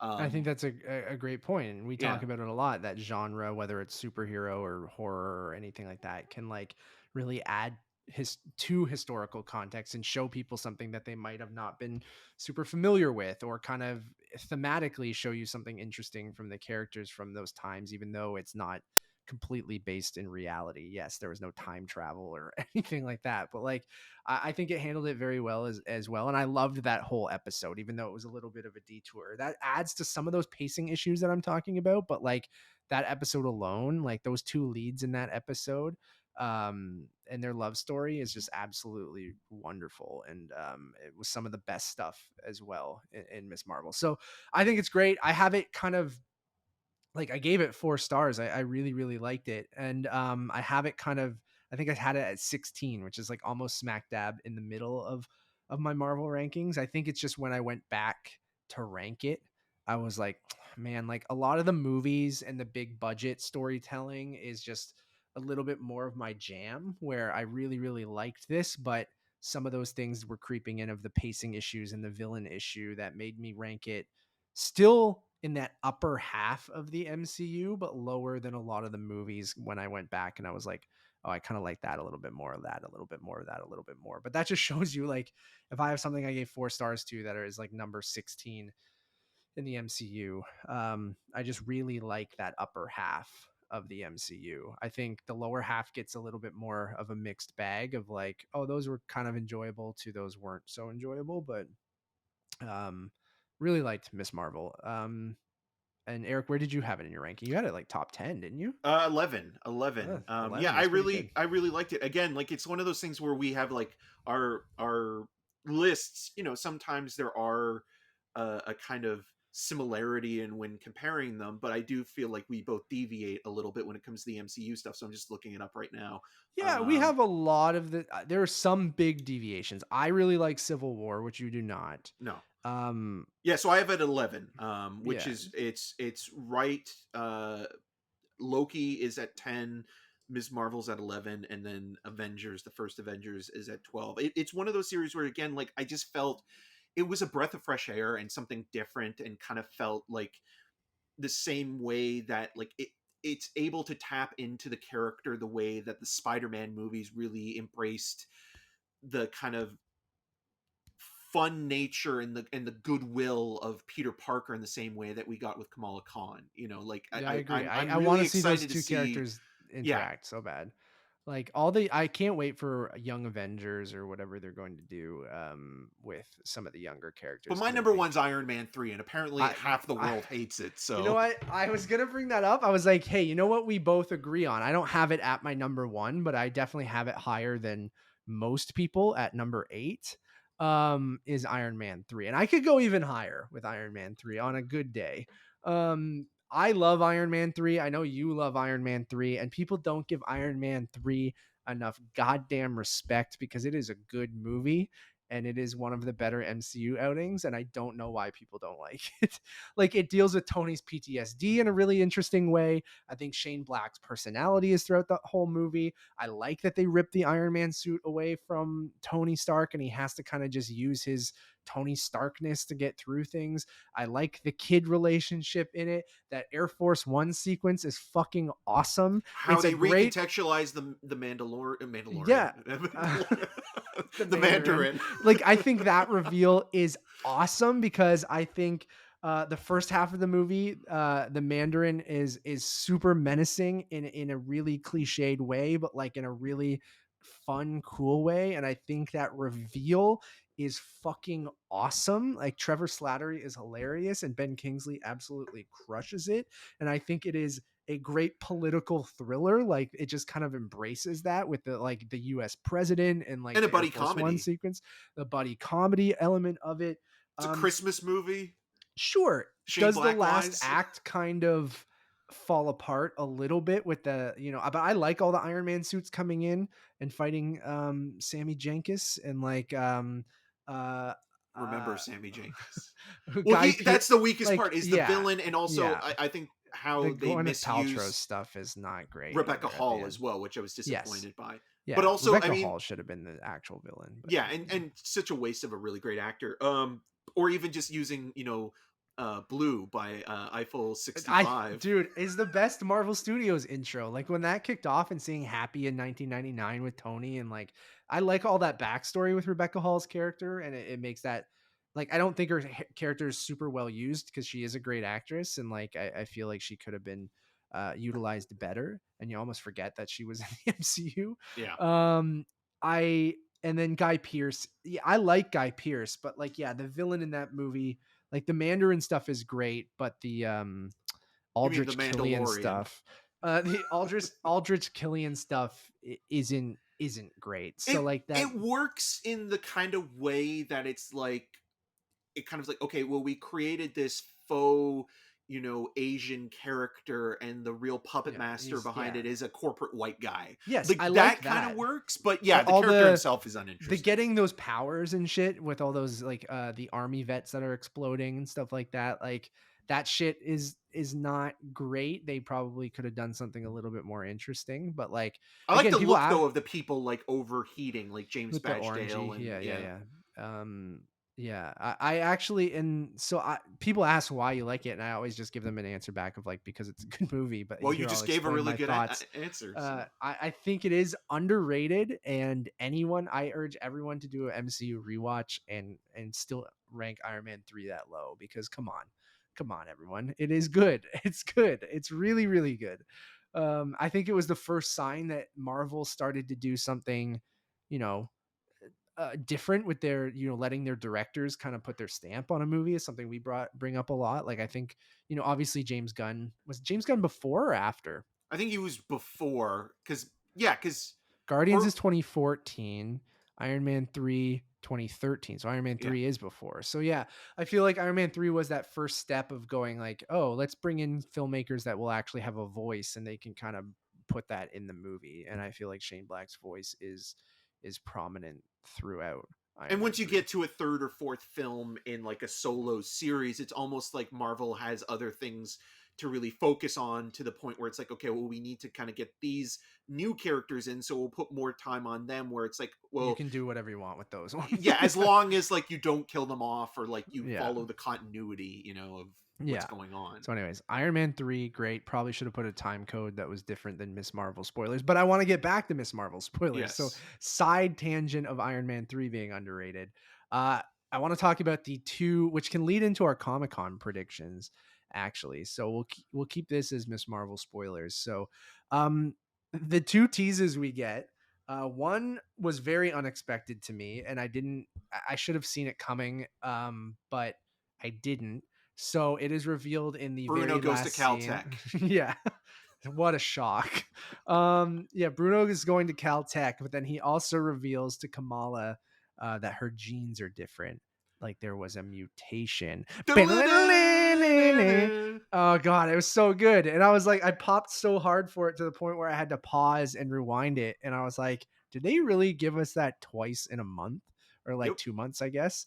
And I was like, is this really, are they really going to go in on the X-Men 90s theme as the MCU Avengers or X-Men theme? I'm like, I'm all for that. I guess they own it and they're doing X-Men 97, which we should hear more about soon. But just that little thing of the X-Men theme, as she said, as he says she's a mutant or has a mutation in her genes, I think is awesome. And like it, I think it is a great way to kind of make Kamala different in the MCU and sort of start teasing that mutants are a thing in the MCU. I really do think they're going to go that route of like the snap is the thing that kind of, when people came back, is going to be the thing that kind of activated the X gene in people. Like I think it was dormant in everything until then. I don't know how you get around then with Magneto's story and things like that. I don't know, but that's my prediction there. But Well, isn't um Tiana Paris's character from WandaVision also a mutant now because she kind of went through the Wanda like the bubble, right? yeah, I mean, we can hypothesize that a bunch of people are mutants, right? Like you would think maybe Wanda is, right? Like they like you'd Yeah. expect that she was and just never knew. So Because like she was maybe experimented on, right? Like she was with one of the transformed. Infinity Stones, right? Yeah. So I feel like the reveal there is going to be that the Infinity Stones, something that happened with when Thanos' snap or the activation of them, is going to be that thing that activated the X gene. And then that's why mutants haven't really been a thing until now in this universe of the MCU. Um, so I'm all for that. I don't really care that she's not an Inhuman. I think people who are like the Is she an Inhuman in the comics? yeah, Okay. yeah. So she's an Inhuman in the comics, and they made her a mutant in the MCU, and people don't. Comics fans really don't like that. Which my thing to comics fans is like, just you have the comic universe, You have like Black just Bolt, man. Come like on. yeah, just keep them there. Like I just like not everything needs to be a 1-to-1 like thing. Ratio. Like Yeah. just let people kind of change things and do different things because it's a different interpretation of the character. It's just like she doesn't have like I think being a mutant makes more sense and is more interesting in the MCU than her being an Inhuman. That doesn't mean the Inhumans can't still be a thing. Is like Black Bolt, baby. I we've got Black Bolt exists in the multiverse, so the Inhumans exist in the multiverse. So like, does this are Inhumans on 616? I don't know, but Kamala being an X-Men, an X-woman, is cool, I think. And I don't know where they take that of her being the first person to kind of think that she's in, but that leaves her open to being in Young Avengers. It leads her to be in Captain Marvel movies, and she can now also be probably a familiar face that appears in whatever Marvel does with the X-Men movies. So I think there's another I'm all mutant for it. coming along this year as well, and I think it's Namor. Yeah, Um, which is pretty much confirmed to be in Black Panther. Like they haven't like I'm sure at Comic-Con next week they'll bring everyone out and say who everyone's playing cuz like it's wild that that movie comes out in a few months but we like don't know who the villain is. We don't know any of the plot. Like there are been those like leaks here and there of like oh this person is playing Namor or this person yada yada yada. There's a yeah, big one out there that I don't know if you saw Eric, but I hope people don't see it because I saw it. And it was on the same level of seeing Krasinski in uh was it Doctor Jason Strange. Segel? No, I read that. I don't think Yeah, that's true. I I can't fathom that being true, but like that'd be good though. I'm for it. I like Forgetting Jason Sue Segel, Storm. but like I like Jason Segel. I just can't picture it, but like that's part of the fun of this all, right? So I there's didn't see it. I'm now I'll curious. yeah, Text me I'll it tell or you after. I'll yeah, yeah. send you the image right now, but Because I don't don't don't. care about this kind of I stuff. Like I I'm don't just more I do and interested I in like the don't. world building in general, and like yeah, I'm sure the Comic Con thing will be fun. Like in terms of like what we don't know, and I'm sure we'll get even more leaks like leading up to the weekend. But Yeah. um, So quickly yeah, before we go into Comic Con, you can touch on the X Men if you want, or the. I just want to quickly the post credit scene was Kamala in her bedroom.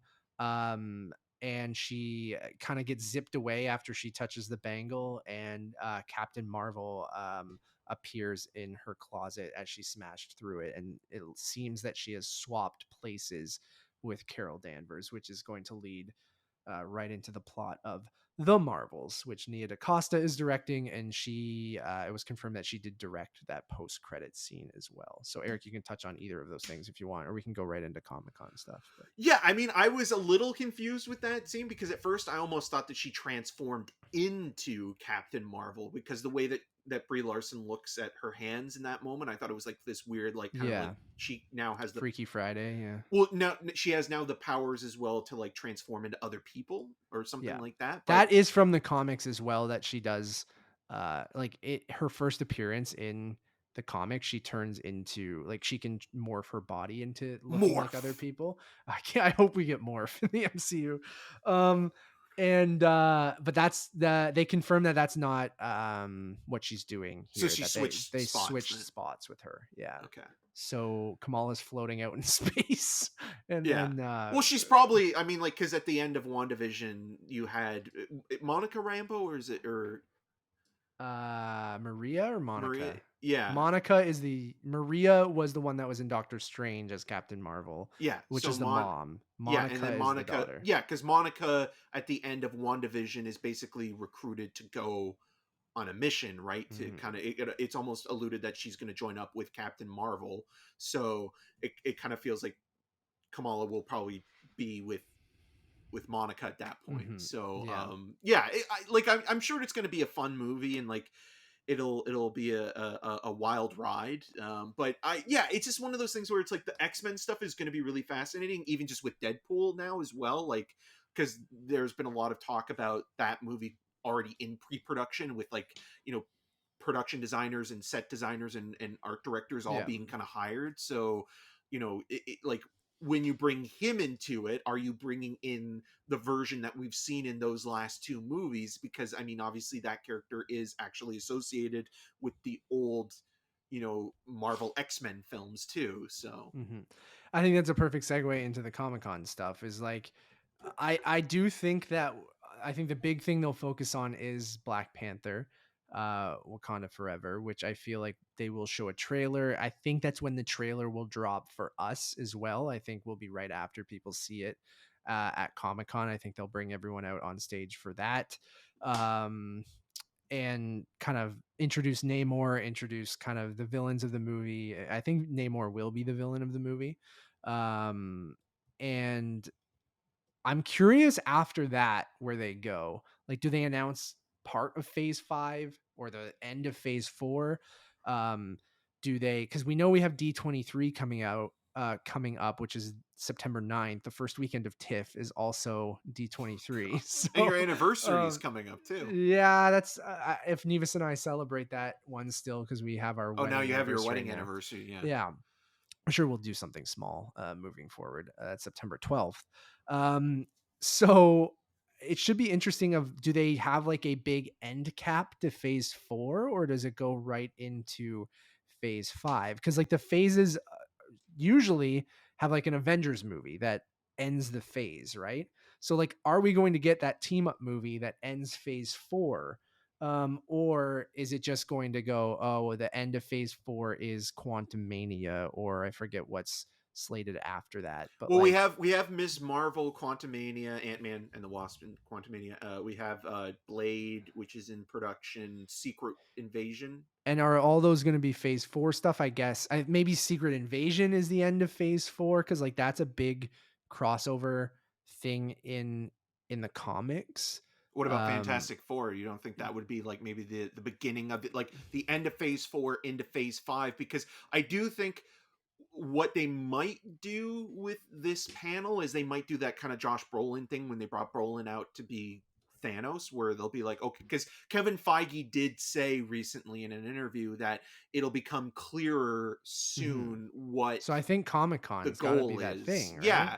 And so like Doctor Doom or whoever is going to be like the big villain behind You everything. think Kang is where they're going, maybe, but like maybe Kang is just a Fantastic Four, or sorry, not Fantastic Four, Ant-Man thing, but it looks like he might be a bigger deal. Like, Well, the way they um, set him up in Loki, they definitely yeah, made him to be kind and I of think like multiple versions of him, right? And I think Quantumania will be that thing that reveals more of where we're going, maybe.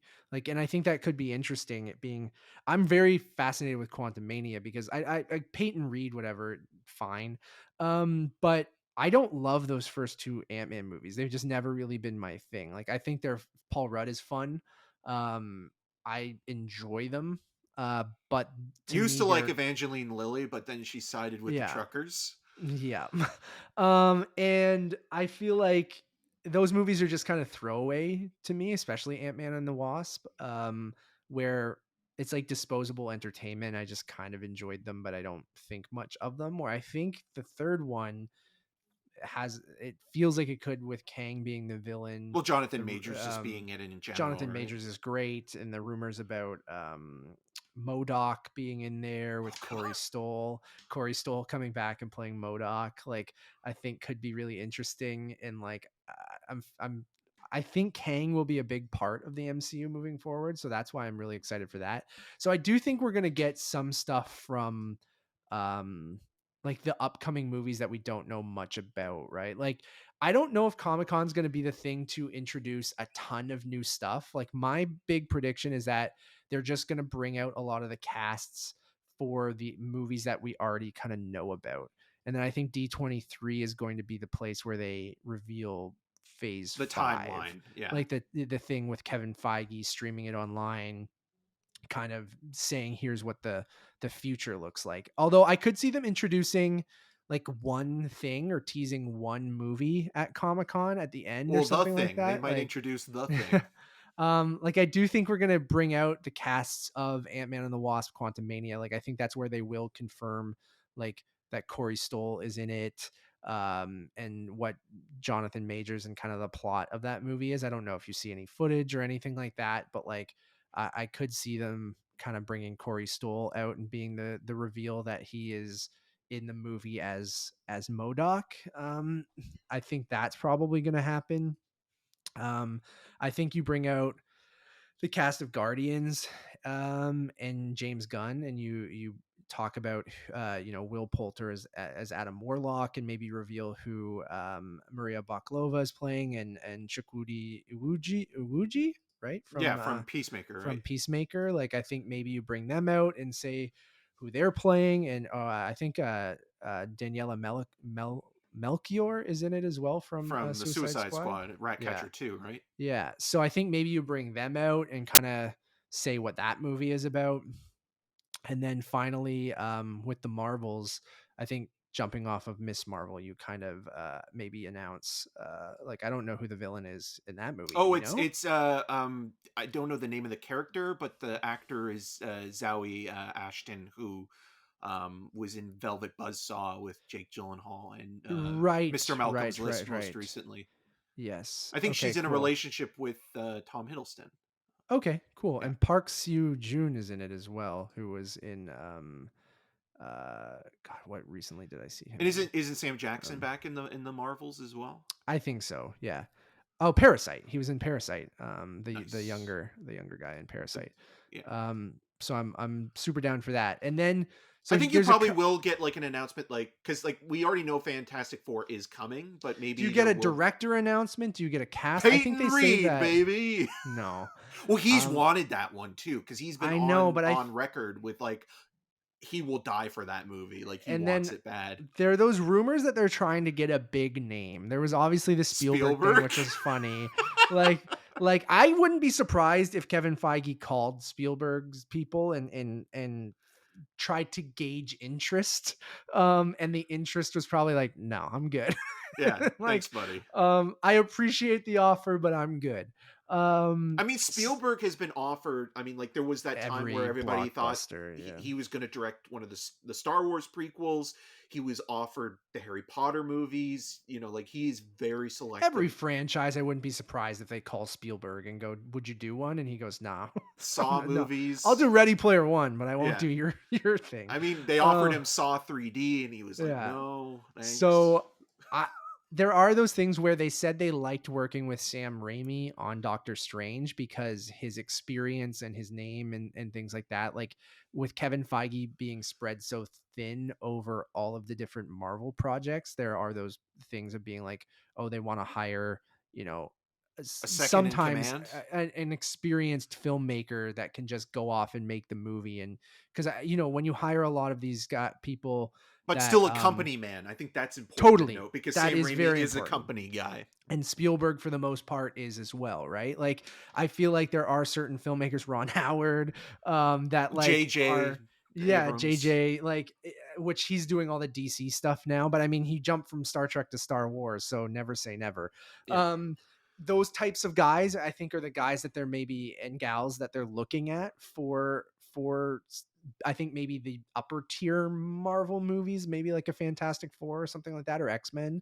Someone with a Um little cachet that maybe isn't simply just a journeyman director. Yes. So I think that's what's making the Fantastic Four search interesting, is like that seems to be, from what I've read, like what they're going for. I don't know if they're going to get that kind of person because a lot of the Harmony times they Korine have is right there. said a bitch upon very second too.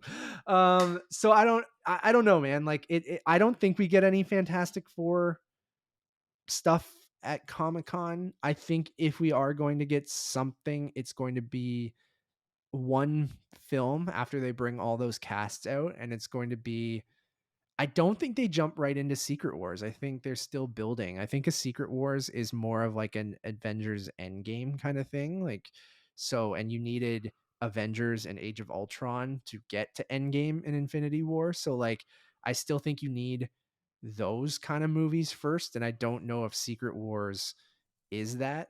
Sure, but I Um think that's what people do really want though, because like there has been a lot of conversation with like even with Thor Love and Thunder where you know people why people love these movies, these shared universes, the MCU so much is because there was kind of a goal in mind where right now there's nothing, like there's no kind of no. final destination in sight. So I think if Kevin Feige says, okay, what we are kind of building towards, even though he doesn't necessarily have to reveal everything, but like he says like, oh, like our next big team up movie might not be a Secret Wars film, but maybe it's something. It's, yeah. I mean, even the Thunderbolts, like Yeah. something like that. Or Thunderbolts could get revealed because we do know, like that's the other thing. Like if for the movies that aren't technically announced, there's the a rumor that Werewolf by Night will be revealed at Comic-Con, which Michael Giacchino is directed. directing. And I'm sure he'll And also that's do the where score. Moon Knight had that Um in the comic books was introduced, was in Werewolf by Night. Absolutely. And we do know like Bassam Tariq is directing Blade, Sean Levy's doing Deadpool, Julius Ona is doing Captain America 4, so I wouldn't be surprised if they bring him out, and Anthony Mackie, If they confirm Destin, Sebastian Stan, whether or not he's going to yeah, be in it. So Destin Daniel Cretton coming out, maybe doing something about either one of the Shang-Chi spin-off shows or the sequel. And then is we there have more than one? Because it Yes, was I the think sister, there's a right? 10 Rings show, and Oh, then okay. um the sister is the one in it, that's Like in she control becomes of the the 10 new, Rings. yeah, the Ten So maybe it's Rings. just the 10 Rings one. I think maybe Ryan Coogler has multiple shows. Ironheart, like we could see Yes. some of the Well, stuff that Ironheart's like, supposed to be a part of Black Panther, so I right? think maybe you bring out the Black Panther cast, you introduce everyone there. Maybe you talk about the Ironheart series a little bit. Thunderbolts, maybe you do announce with Jake Schreier, and then maybe you announce the Thunderbolts cast, because that makes more sense to me because those would be all returning MCU villains. So I think instead of announcing a brand new people that are part of Fantastic Four or something like that, like Thunderbolts could be a big thing, much like they brought out Natalie Portman for Thor Love and Thunder returning, which was a big deal at Comic-Con. Like if you announced Thunderbolts and said Yelena's coming back, it's also going to have Julia Louis Dreyfus, it's going to have Wyatt Russell, it's going to have Tim Roth, it's going to have uh, who played Ghost in Ant-Man. Oh, um, Hannah um, John yeah, Kamen, I believe. I Yeah. think like Ghost will be part of that. I'm trying to think who else would be part of Thunderbolts, but like if you brought back all these MCU villains, and be part of Thunderbolts, like I think that could be a big moment. Like especially if some of them are from some older Marvel movies that we haven't seen in a while. I think that could be fun. Armor Wars. I hope they bring back Sam Rockwell. That's my one wish for that. Which I wouldn't be surprised if they do. No discussion of Um, Morbius, which would be great. Yeah. So I don't know, man. There's Like a it's lot going on, but that's the what I other mean. thing, Like I don't know how you do all that in an hour. yeah, the other thing is like who who's the star of these movies now? Because with Robert Downey Jr. And Chris not Evans, yeah. and Chris Evans, like there's no real like Carol Danvers is center, but even like Brie Larson like was like the way that they changed Captain Marvel 2 to the Marvels kind of felt almost like they weren't confident enough in Brie Larson as the character, because even she felt a little bit iffy, in her introduction. So yeah, like who's and with like even with Guardians 3, like Guardians 3 is supposed to kind of be the breakup now of that iteration, because like Dave Bautista's talked about like already moving on afterwards and mhm. things like that. So like My guess there's Chris Pratt sticks around with maybe one other Guardian and then they bring in new people. yeah, because I Adam think Star Warlock's another big deal, yeah. right? Like with Will Yeah. Poulter, like in the comics, like he's always kind of been One of the most powerful beings yeah. and helped in the Infinity Saga usually and stuff like that. So yeah, there's a lot. And that's the thing about the MCU right now is there's so much going on, so many TV shows at one moment, 4 movies a year, Without um any clear like direction. Like it feels like it's just yeah, all over the and place. Oh, and I'm Echo too. We should fine. mention Echo is another one Yeah, as with well. Daredevil and Kingpin coming back And even for that Jessica Jones is supposed to be rumored for something coming for up, it as or well. So or She-Hulk or something. see, like that's what I mean. There's so much. And I agree with you that it feels a bit aimless because I think we were so used to having a direct like Thanos. We know we got the Infinity Gauntlet and the Infinity Stones. And even though these movies are all individual, it is part of this bigger story. Where right now, it almost feels like phase one again, right? Where you're kind of feeling out characters, you're feeling out individual movies. We didn't really have Thanos until the first Guardians movie, right? No, well In the end of wasn't it the end of the first Avengers. Avengers movie where Avengers, we yes, you're were right. given like that So post-credit scene? I think we're on track then, dude. Like to me, yes, we knew we were building to the Avengers, right? Because you have Sam Jackson coming out at the end of Iron Man, the very first MCU movie, and saying Avengers Initiative. So you Yeah, knew you're a that they were part of a bigger building. world. You knew they were building to that, but you still know that they're building to team ups in this. So that doesn't bother me. But we didn't know about Thanos until that first Avengers movie. And maybe it's taking a little bit longer because of the pandemic or different things like that. But I think we're building to a team up movie that doesn't necessarily need to be the big bad of what the next saga is going to be. I think it can be someone like, a Loki being the villain in Avengers. Maybe it's Kang the Conqueror being the villain of whatever the next team up movie is after Quantum Mania. And then the end of that movie revealing who the next big bad is. Morph. But it could be, or it could be a movie coming up sooner rather than later of teasing something at the end that is like, oh, that person's going to be a big bad or something like that, which Kang I think kind of fits into that, right? Like I feel like we might have already been teased that. It's just like Well, I think there's also stuff with like Shang-Chi talking about the origin of the rings being alien, and then I like think that ties into Captain Marvel and the even with the Bangle. bangle as Yeah. well, and yeah, Miss Marvel, and then like um And the timelines aren't adding up and the because Eternals, like what's going on with them? Like even though I don't care, but like no, it does feel like they nothing. will be a part of it. And then with Moon Knight and Blade, I mean, there's all these variables of like smaller team up movies, right? Or smaller team up Maybe series. now You've you get had to the point where you start announcing all those team ups. Like yeah. maybe that's what the next thing is. Like, and I predicted that way back. I remember going, I bet you one of these next phases of Marvel isn't going to be one Avengers movie. It's going to be 5 of them. You know what I mean? Like it's going to be 5 team up movies. You got Fantastic Four, you got Young Avengers, you're going to have a new Avengers, you're going to have a Thunderbolts, you're going to have a Midnight Suns. And like I really do think, and then at the end of that you're getting Secret Wars, where all these you're getting X-Men, you're getting all of these different teams that will have to all come together and form a super team uh for Secret Wars or whatever, right? Or you're going to Yeah. have like, whether it's building to Avengers versus X-Men as like a new Civil War, right? Or something like that. That's way down the line. But like Avengers versus X-Men, I think was a really fun comic. And like Secret Wars feels like is that thing where you bring all these teams up and you have that Infinity War Endgame thing where it's not individual characters all needing to team up now. It's big teams that need to team up. So like the villains, the Thunderbolts have to come help. The fucking Fantastic Four has to help. The Young Avengers, they're not ready yet.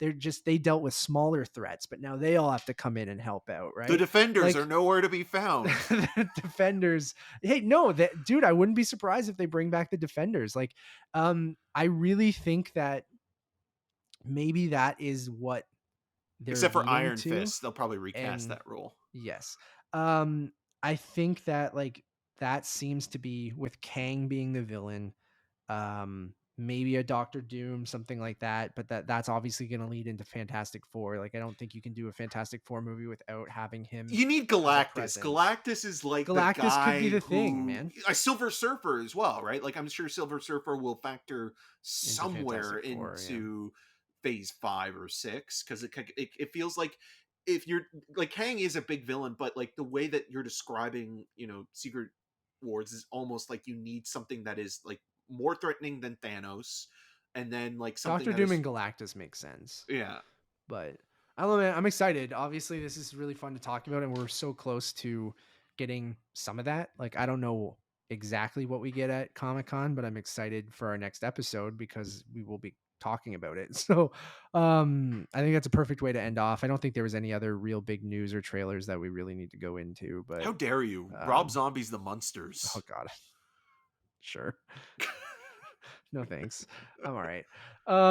So thank you all for listening or watching. We really, really do appreciate it. Let us know what you think is going to be announced at Comic-Con.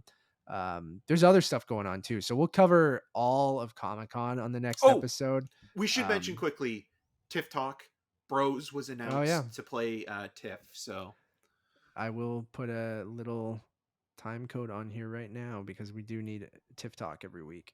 TIFF Talk 2022. Yes, we got an announcement that Nicolas Stoller's and Billy Eichner, uh, he wrote it. Bros is playing TIFF, so I'm pumped for that. It's I thought the trailer looked like a fun bromantic comedy, and I like Nicolas Stoller. Billy Eichner, I like his Billy on the Street stuff, and I've always liked him popping up in different things. So I think just the concept of it, of every actor in the movie being part of the LGBTQ plus community, I think is awesome, and even the ones playing straight roles and stuff like that. So I think it's huge, and I think it's fun that it's playing TIFF a couple weeks before it comes out. yeah, I mean, I'm not worried about it because because Universal usually always has a movie that comes out at the end of September that is sometimes questionable. Last year we got Dear Evan Hansen. This looks 10 times better and Sure. doesn't look Yeah. like it really has any, like, this is more straightforward, doesn't have a lead that is 45 playing 16, like something No. like that. So yeah, like this could be, and this is also one of those movies where it's like depending on our schedule, could be like that perfect film where you've watched like 2 or 3 really Dense, like dark or like yeah. depressing movies, and then you just need something a little bit more fun and enjoyable, and like that this Bros kind of looks like that movie where it's like it's a bit of like a nice kind of counter programming. I absolutely agree, and I think it is perfect counter programming to a lot of the kind of intense or dense stuff that you see during the festival, and it is always nice. It's like it's one of those it's a splashier movie. It's a little bit bigger and things like that. With this and Knives Out sequel, Glass Onion playing, or kind of I texted you and I thought it was interesting how they were doing their announcements, because they're doing them one a week. I think we missed out on the other announcement too. It wasn't just Bros, right? Yeah, it Um, was. What's I'm looking this up now. yes, I gotta try to find it as well. So we got the full festival. We Because it's a have Paramount Players film. On the Come Up, Yeah. which is based on a book by the same author who wrote The Hate You Give, I believe. So yeah, right now we have Glass Onion, Brother, On the Come Up, and Bros. So I think it's really interesting that Bros and Brother. yeah, double feature. Hopefully they premiere back to back on the same night. It's interesting the way that they're doing their announcements, because we're mid-July, which is usually when we get that first batch of special presentations and galas. But they've been doing usually one announcement per week, but then last week they did a Wednesday announcement and a And a Thursday, Friday, a or Friday, or Friday, Thursday, yeah. Friday, yeah. So it seems like they're just trickling out some of these bigger premieres. I think it is interesting that it was sandwiched by two buzzier, flashier movies and two smaller kind of movies, representing like Canadian content and things like that. A But one for you and a um, one for us kind of yeah, thing, or something like that. exactly. So I think this Wednesday we're gonna get a dump of a bunch, though. Yeah, Like, you I feel like think they're trickling out the, the exclusive films first that are playing or premiering only just at at TIFF, TIFF, yeah. to kind of give that buzz, that hype for certain films. And especially, again, we talked about it last time, where in since the pandemic, TIFF has been hit a little harder when it comes to the fall festival season, competing with Telluride and New York, kind of sandwiched in there, in Venice as well, where it's like, okay, some of these movies have bypassed TIFF because TIFF had the hybrid sort of online as well. So now it kind of feels like, with TIFF making an effort for it In to person be in only. person, watching them in theaters, that it's like, okay, well, we need to kind of present that we have, a nice kind of cross section of small and large scale movies that will be theatrical in person only, and having, something from Netflix obviously establishes or keeps the relationship with them going. And I'm sure we'll get more. But yeah, like I feel like once they've kind of maybe done like 6 or 7 of these, they'll kind of like announce like one whole section At the end of of, July or something. And yeah, and then yeah. slowly from each week up until the festival do it. But I mean, Telluride is the opposite, where like they don't announce their schedule until To the almost like the week Wednesday before, before. right? And Like, we're also yeah. supposed to get the Venice lineup soon as well. So, there will probably be a lot of correlation there when it comes to like what's going to play at Venice may or may not end up playing at TIFF. Yeah, a lot of the times you can see the Venice lineup and see what is also going to premiere here. Like, it's usually a safe bet that a lot of that is. So, yeah, I'm excited, man. It's crept up on me, but like before we know it, we'll be mid-August and maybe screening some movies early, and we'll be in full TIFF mode, which is almost weirdly perfect timing, because my contract at Family Feud is up mid-August. So I might just be able to take a month off to just focus on TIFF stuff, which is pretty awesome. And I don't have to like focus on other work. Then I got to figure out what I'm doing after that. So we'll see. I'm excited for TIFF. Let us know what you want to see at the festival, and let us know your I thought you were just going to say, let us know what you want. just let us know what you want. We'll get it for you. Thank you all for listening or watching. We really, really do appreciate it. Go check out our reviews for Thor, Love and Thunder, and The Greyman. Those are over on the Untitled Movie Reviews channel. If you want a one-stop shop for everything, just head over to Letterboxd, which is Untitled_movies. Everything's over there. You get our star ratings, you get our lists. We're going to update a bunch of stuff, so everything will be updated with our updated lists and updated on YouTube with some of our guest appearances and things like that. So We're back in full speed doing weekly episodes leading into the festival. And, Full Orlando Bloom, people. Yeah.